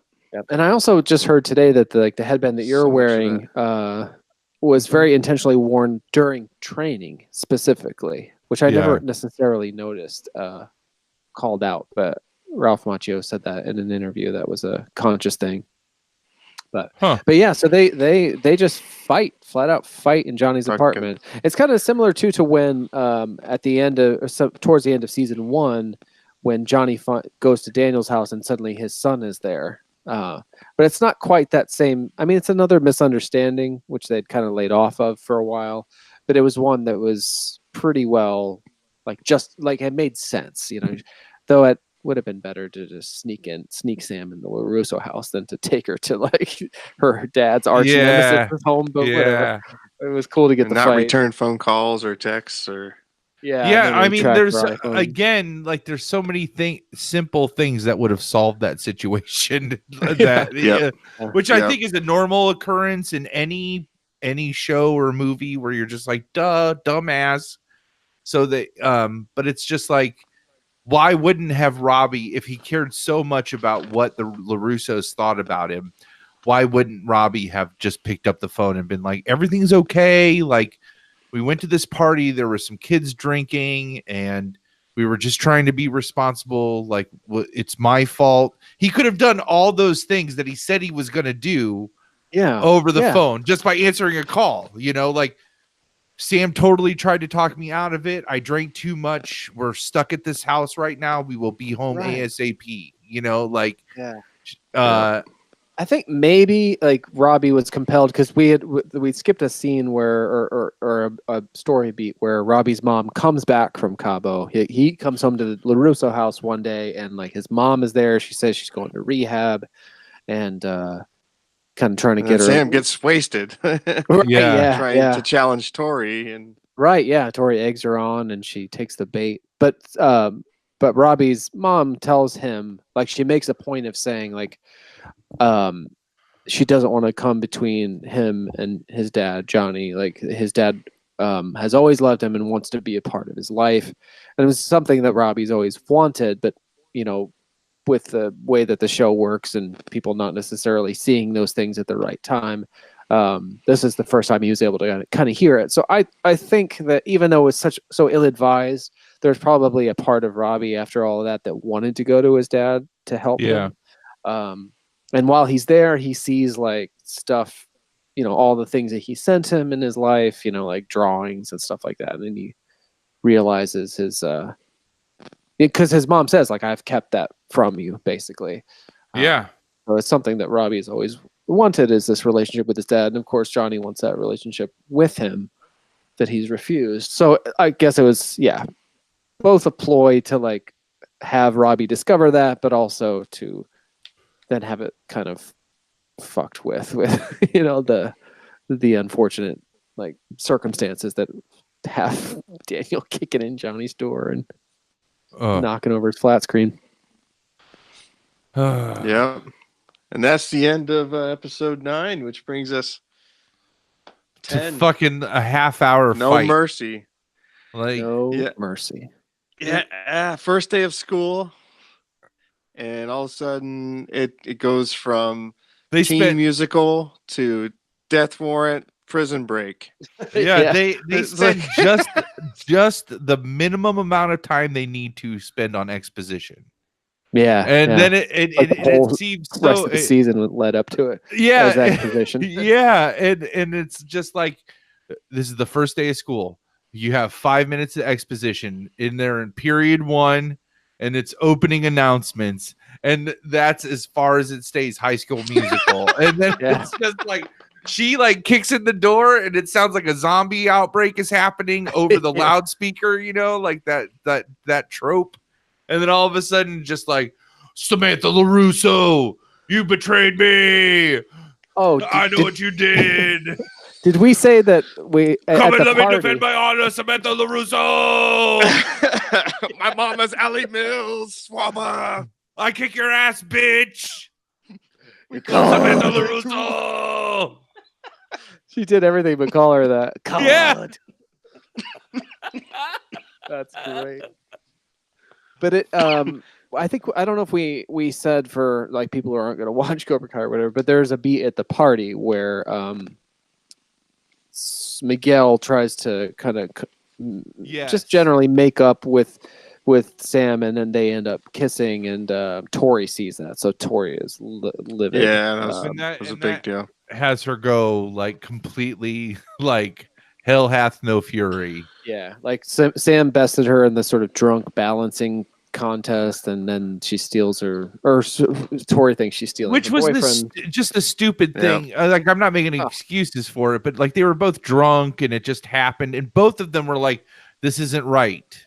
Like, right, yeah. You know, well, actually, you know what I just remembered is it reminds me of in Karate Kid 1 where Daniel sees at the country club when Johnny and Yeah. Allie are dancing, and like Yeah. Johnny just sneaks a kiss, and Daniel sees it and leaves and gets the Yep. spaghetti spilled all over him. But like the second later, like Allie clocks him, Yeah. which yeah. I just heard today too, which I think I heard before. But Elizabeth Shue in every take slugged Billy Zabka like full on. Oh man. He's like, I think in the one that you see, like our reaction to Ralph getting all the spaghetti is like, I'm laughing in part because I'm just laughing at the fact that she just like punched me in the face. And I guess she was a middle child, and she was like a really good athlete, soccer player in real Yeah, life. her brother Andrew Shue was a professional soccer player. He was on Wow. like Melrose wow. Place, had a short-lived acting career, but I remember like looking into it, and he was a professional soccer player. She was Wow. talking about Ralph Macchio, just even like current day. She's like, yeah, I could kick his ass. Like he's the wimp. He's a wimp. Wow. I could beat him up back then. I beat him up today. She's like, Oh, yeah, I don't my. she's real confident. She is kind of like built like a brick shit house. Like, Oh, she's Yeah. so goddamn cute in that first movie, yeah. Well, Oh, and like geez, and in general. but- Adventures in Babysitting, she's adorable. And then as a grown up, like Leaving Las Vegas, like she's really Oh, hot yeah. in that. Like, yeah. and that movie is so fucking tragic. I mean, I don't Yeah. even. I- I feel disgusting. I even like said she was hot. No, 'cause that but I movie is remember. so I remember thinking that. tragic. But there are, but- yeah, like her sexuality is not entirely Yeah. a plus in that movie. I have that on Laserdisc. Oh my! Oh, you have to flip that movie. You have to commit Yeah, I to have to turn the flipping that side over. movie. Yeah, like that.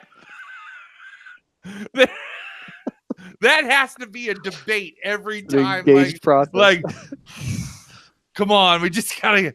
All right, we just gotta go flip this one. Like, we powered through the first half. We just have to power through the second half. Like, it's rough. Yeah. It's gonna be rough. Like, I mean, He's just gonna drink himself to death. yeah. It's fine. I don't think I've Still- watched it since I got it. Oh yeah, that's so terrible. Back to No Mercy though. Yes, like, so No Mercy. This is the conclusion of the season, and really a hell of a, yeah. so she really does though, like call Sam out over the loudspeaker, very melodramatically, and it happens right before the class of changes, and it's this beautiful shot of like Miguel sprinting down the hallway and Robbie sprinting down the hallway because he knows, like, they both know that shit's about to go down. And God, And damn. Miguel's dating Tori. Robbie's kind of with Sam, and yeah, it's this is a bold statement. I can't believe I'm about to say this, but it's a hammer shot. It's the hammer scene. I wondered. you know, we like said it before. I mean, it's like the high school musical equivalent thereof. yeah, like From it's Old Boy, yeah, the hammer. from Old Boy, Single from yeah, it's just so gorgeous. It's like just this beautiful choreographed fight scene that seems like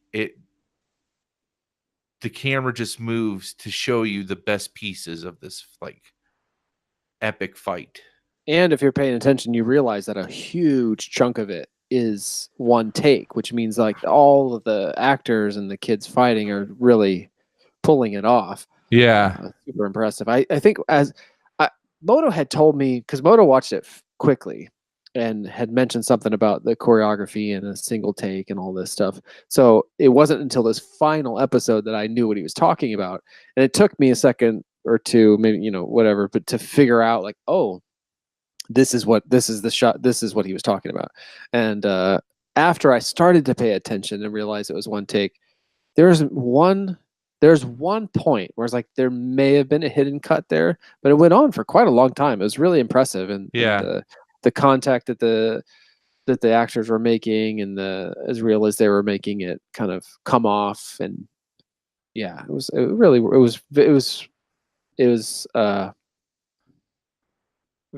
remarkable, to say the least. Like, it was really cool, really cool. Oh, we lost Moto. Oh, we lost Moto. Shit. What did I have? This intercut. Oh, actually, I have it as episode 10 where Daniel and Johnny fight in the apartment. But I also have this moment. Did it start with their fight then? I don't know. But I also have this in my callback. I have it starts with the Cruel Summer song, which is the way. So like the first Karate Kid starts like at the end of the summer, and like when the first day of school, Daniel's got that black eye, which in the scene with his mom where that I referenced before, where they talk about his dad quickly, she says something about Minute Maid or something, or like. It's a really subtle callback to that breakfast scene where he has wearing the glasses and the black eye, because he's like, come off it with the Minute Maid, like in the and then she's like, let me see your baby browns or whatever. But there's that scene about it, and right before, like, Daniel steps out and the Bananarama song comes on like in '84. Anyway, they call back to both that line with his mom. And they play that song at the start of this episode, the Cruel Summer song, and it bookends the episode. Like, it starts with the song that we're familiar with from the '84 film, but it ends with a kind of a breathy, sorry, but like, I hate these kind of versions of songs where they just slow it down and kind of sing the lyrics like this. But what was happening in the show helped me move past the infuriating nature of those covers. But it was cool that said, it was cool to hear the words sort of spelled out so clearly as you're seeing kind of the resonance they have, like, especially with what's happened to Johnny, and then the cruel summer that it was. Yeah, let's see. I had like a little note as we're waiting for Moto to get back on the call. Well, yeah, no, that you kind of have to know that. So, there's the thing about there he is, the Trapper Keeper. Oh, there's Moto. Sorry about that. Oh, that's okay. That's all right, buddy. I was just welcome back. I mentioned the Bananarama song, the Cruel Summer, that opens it and closes it. Yeah. And there's that moment where so both Johnny and Daniel pull their kids up to school that day, who are, were a couple, maybe are a couple, but are having some issues. Actually, wait a second. Does Johnny drive Robbie to school? Okay, or Miguel. Yes. Okay. But he has that thing where he's like, says something about you got a trapper keeper. You should get a trapper keeper. They're bad. So like, I had one with a are fighter those still thinking? I had one with a fighter jet on it. It was badass. Yeah, that was one of those touch. I mean, that's a funny line, but that scene with him in the car, like, was, he's dropping his kid off at school, which is something both of them. Our trapper keeper still a thing, and Robbie answers, "I don't even know what that is." Which is just like that thing I love when he says about like Terry Silver, getting Cobra Kai kicked out of the All Valley. He's like, I don't even know who that is. Yeah. A lot of like father, like son or daughter in this. Yeah. Thing. Well, do. I love that they do such a great job of tying them together, running those parallels through the characters. It's great. Very Star Wars like, as you pointed out. Yeah, well, and I think that it shows that it helps foreshadow that these two families they are intertwined, and they will have to work together to defeat this now common enemy that they have. Yeah. So, which is like the bad Cobra Kai. I don't have many notes for this. Certainly not ones that we've touched on. So Moto, what do you have for? Well, that minute and 15 long one camera shot fight scene was awesome. That was really impressive. Yes. It had so many people involved with the camera shot, and it was continuous for a minute and 15 seconds. Is what I got.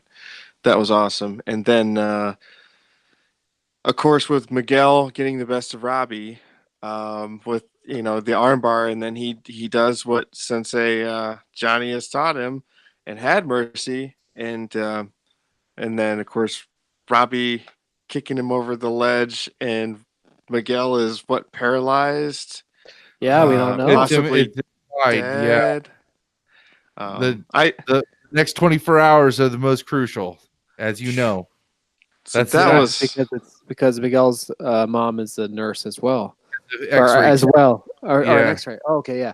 I said as well because now I'm expecting like Allie with an eye to pop out of the next room. It's very possible that's how she comes into the story. The second time through, when I watched it for the second time, instead of just saying no during the reaction video, it was like, Richie. Miguel. Oh yeah. But, Yeah, I mean, like Miguel has gone through Miguel went through that arc from being like the kind of bullied kid to finding confidence and like at the end of season 1, like he crosses that line between like, fighting with honor, but then he has this wonderful thing with Johnny where Johnny says all those great things to him, says, I'll always have your back, and he kind of like reestablishes all that wonderful sort of friendship, mentorship that they had going, and reaffirms it. And then Miguel is like on that level, and they continue to have this understanding and good relationship, and the same understanding of the kind of Cobra Kai, I guess, to where Miguel is looking for like his, trying to have his own better angels prevail, just the same way Johnny is.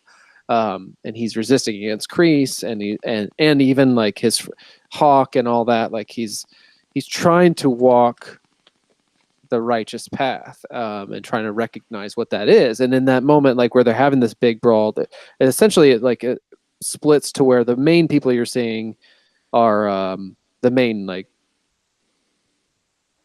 it's because a lot of the different pairings of similar just body types, like there's these two like really small kids, like super small kids for their age, that one's Cobra Kai and one's Miyagi-Do, and they fight. And there's like, so that's Bebop kind of what they Rocksteady, do. Bebop and Rocksteady, fight. And then but the main focus, I think there's 3. There's like, I think Hawk is one that I was leaving. Hawk and Dimitri, and Hawk and Dimitri, and then Sam Robbie and Sam and Tori, Robbie and Miguel. Just like payoff for the whole season for those. And Dimitri surprisingly gets the best of Hawk by gaining confidence in himself and waxing the floor, sanding, and somehow his training kicks in.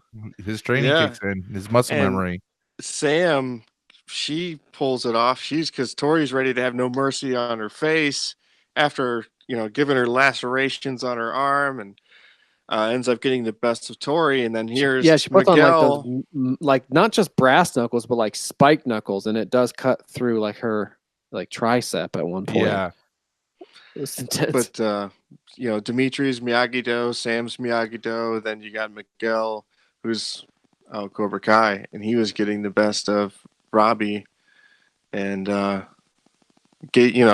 said I'm sorry, backed off, and he says Robbie it really quietly. Like he lets him out of the armbar, and he just goes, "I'm sorry," but Robbie, like we don't exactly know, like whether it's adrenaline or whatever, or some sort of choice. Like he wasn't just like, "Hey man, it's all right." Like he didn't register the "I'm sorry." He just took like, "I'm out of the armbar." He showed no mercy. And he kicked Miguel. He saw over an opportunity and took it, and kicked him over the railing of the. And then Miguel falls onto the stairs and is unconscious and ends up in the hospital. The worst part is it's not just even that he landed on the stairs, but he specifically hit his spine on the handrail in the middle of the stairs. Like it's hard to watch. It is brutal to watch. The CGI that they do to make that shot is very well done. It's very graphic. And then later in the episode, you see his X-ray, and you see that there is a definite crack going through his vertebra of his neck, and fucking intense. Like, I watched that whole fight, and the whole time I'm thinking, like, this is like, it's like a school shooting. It's like where it's so chaotic, and it's just like kids hurting each other, and there's no adult presence. Like even the adults that do ultimately show up, like the ones like, they don't pay me enough for this shit. Yeah, that was funny. Like, because they like punch the adults and the That's like very interesting about the school shooting, actually.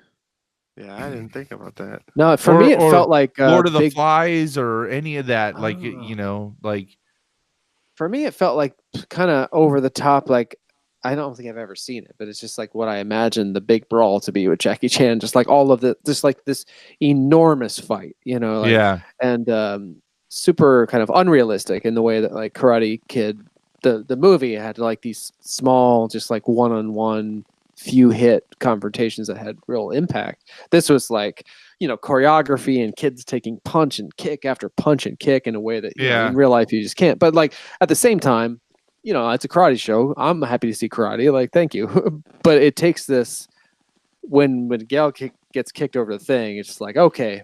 And actually, I think that's kind of what they're getting at with the show. It's like party's over with all the karate people. Yeah. Because like now a kid might be paralyzed or die, and then Sam's and so both like the LaRussos are coming to see Sam and Robbie to see Miguel, or sorry, excuse me, Johnny to see Miguel. But like Amanda says, you know, Sam's mom to Daniel, her husband, she's like, no more. It's like enough with the karate. Like this is what karate gets you. And then with Daniel's hanging it up. He's ready. He said, "I tried my best."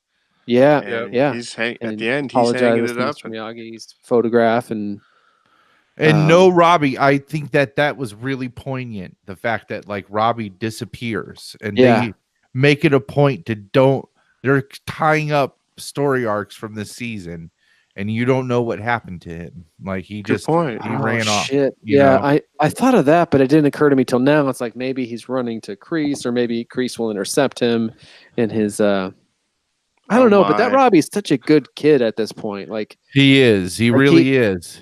Even in the in the thing with where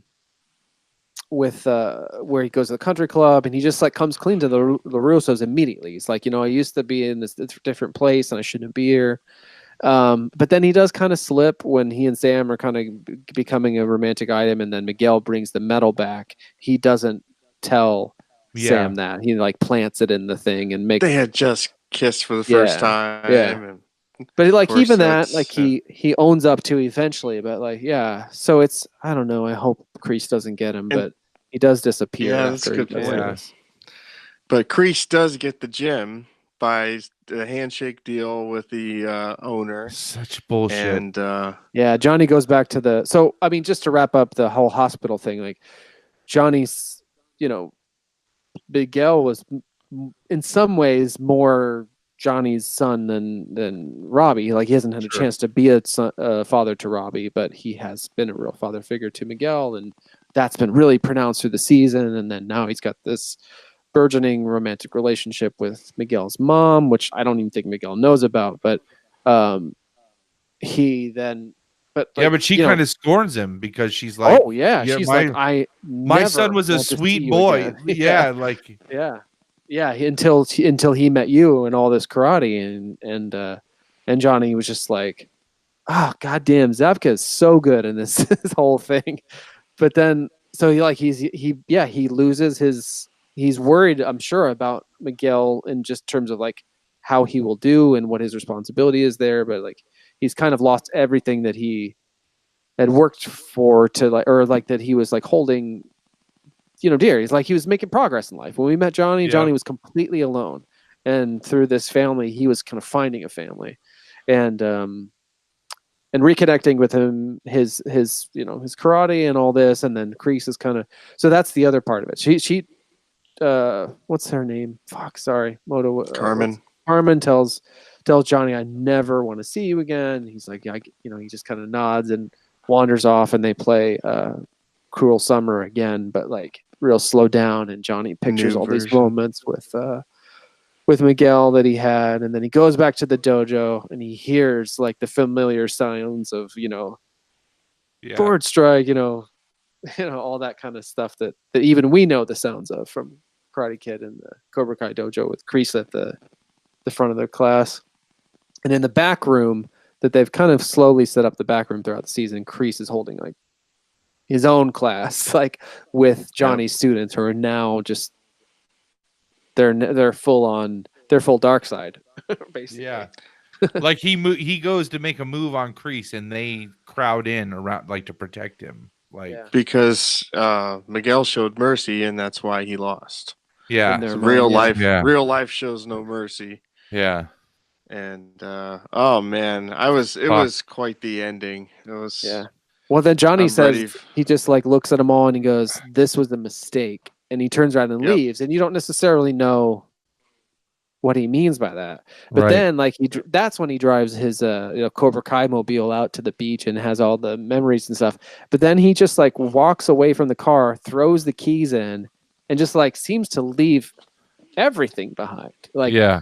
Cobra Kai, everything. He tosses his phone. That's when you see that she Yes, like that adds him a Allie- friend request yes. on Facebook and like. Yep. But he doesn't see that because he's thrown the Yeah. phone into the ocean. So And it was just like I was devastated. Like, Yeah. I don't know what I like. I said I thought it was going to be kind of more fun. this where, is like, the Empire. This is Empire Strikes Yeah, Back. it They, is. like they're like if they're gonna like it's gonna end on such a downer so that they in season 3 they can come back and like join forces. That's when it's gonna be really interesting is to like see them trying to work together and trying to yeah, I don't know. Because they've had about an episode per season of them bonding. Yep. Yeah. And then Right. something happens. Right. But man, they did great with season 2. I mean, they really stepped it, It's from season 1. It got more interesting for sure. like just give the first 3 episodes a little bit of time because there's a method to the madness of it going so slow in the beginning. Like because again it pays off in the end. You get a 20-minute fight, literally a 20-minute fight scene. That's just awesome. So Yeah, There's and some good choreography. a lot of emotional payoff too, though not necessarily like positively, I guess. But- right. But yeah, I mean, if you've listened this far, I have to imagine you're into watching it or have watched it. But yeah, it was an interesting watch for me, different than the first one, but ultimately left Yeah. it like I don't know, like the cumulative effect of the whole thing. Like I said, even had the bride kind of on board in a way. Yeah. That we didn't talk about it exactly, but she doesn't just like go looking up. Like she didn't like go down a rabbit hole of something she's not into. Right. Well, Yeah. I was in. very into it. Yeah, it is And I'm- very good, and I would I'm highly. I'm like I don't know if I'm Team Cobra Kai exactly, but I am Team Billy Zabka, man. Like that, Absolutely. That guy stole my Like- heart in this season. Well, and even I more. said it last one, and I'll say it on this one. Like I am all for Johnny. Like he is a much more interesting character because of this show, and yeah, love it. Absolutely Sweet. love it. The lake, Totally. Johnny. Oh yeah, tell us quickly before we go The about lake. what you found. That's a very fun little precursor to this whole Cobra Kai thing that Moto dug up. This music video. What was the? Do you remember the band or? Well, Oh, I don't even remember the band. It was just, but Zapka loved it so much he directed it. yeah, there's some. So it's long, but it's fun. It's like an extended music video, like Thriller or something, and it came out. I don't know. I'm just gonna say 2007, and that may or may not be even close. Mhm. But I think you're right. I think it was. I think it was like 10-ish years ago. Moto sent it just to the cast thread. He's like, "Look at this gem," and yeah. So it's some song from a band I had never heard of, but the chorus is "Sweep the Leg, Johnny," and the video is like it has all those same Cobra Kai guys who look Yeah. about the same like as they do in the. It doesn't have Dutch either, but like it has the ones that are in the episode we talked about before. It has Billy Zabka like as Johnny playing Johnny, In a they, red like, Speedo. at some point in a red Speedo, but also and there's like this trailer park thing as well where he's still like hanging out with his Cobra Kai buddies, but he lives in a trailer park. But at some point they like recreate the All Valley tournament as well, and at the end, like Ralph Macchio hits him in a car. Like he's driving a car that hits Zabka. But like William Zabka directed this whole thing. Anyway, it's a very fun music video that prior to all this Cobra Kai thing extends the Karate Kid universe a little bit. It's definitely not canon. Yeah. But there is such a thing. But super fun. Yeah, That's I'm glad awesome. Moto shared that. It was really fun. Oh, that's a good song. It is a Gentlemen. great show. Thanks for taking all the time, both of you, to go through it so thoroughly. Absolutely. Oh man, no problem. But I am fading. We got to wrap this up. Yeah, we're Me going too. on hour 4. Yeah. All right. Take another personal day, Paul, Yeah, no shit. for Cobra Kai. For Cobra But all our Kai. listeners, take a half a personal day and watch this thing. Yeah, no shit. It's totally worth it. While you're doing that, make sure you head over to YouTube and search Long Walk Short Drink. Subscribe. We're 11 away from our unique URL, and then we'll be on some other milestone we'll be hounding you about. So make sure you do that. Subscribe so that way you get notified. We record, if you're listening to us on a podcast, we record these live and broadcast that recording out as a live stream on our YouTube channel. If you're listening to this as a podcast, you probably already know this. So maybe if you're watching the video on our YouTube channel, you can also get these as an audio version on a podcast on any of your favorite podcasting apps. Just search Long Walk Short Drink and subscribe there. Leave us a review too. That would be great. Head over to audibletrial.com/LWSD and start your free Audible trial to get your free audiobook. Download Unfuck Yourself. Look for Double D coming up on an upcoming episode where we will revisit that book, Unfuck Yourself. It's a pretty good one. Follow us on Twitter at LWSD Pod and look for all the good announcements and links to videos that we watch, all that kind of good stuff that we might reference in the show.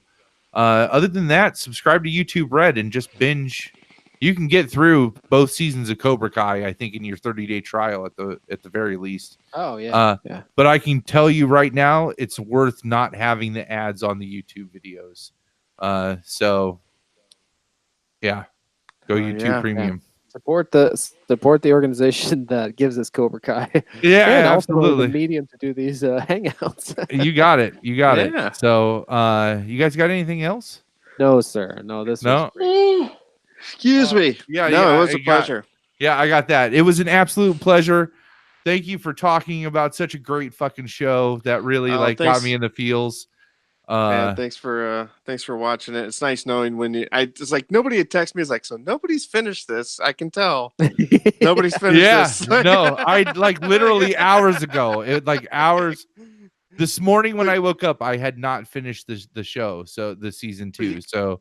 I can see why I was so excited to talk about it. No, absolutely. It's like, oh man, so fucking outrageous. Like poor Miguel. So I'm anxious to see season 3. So yes, me too. I can't wait. Awesome. All right, gentlemen. Thanks so much for hanging out. It was great catching up with you, Moto. Absolutely. Thanks for coming on. And thank you. Yeah. Otherwise, we'll talk to you guys. Have a great soon. summer. Yeah. Not a cruel one. Not a cruel one. Yeah. All right. Love you guys. See you guys. Me too. Yeah. Cheers, long walk. Talk to you later.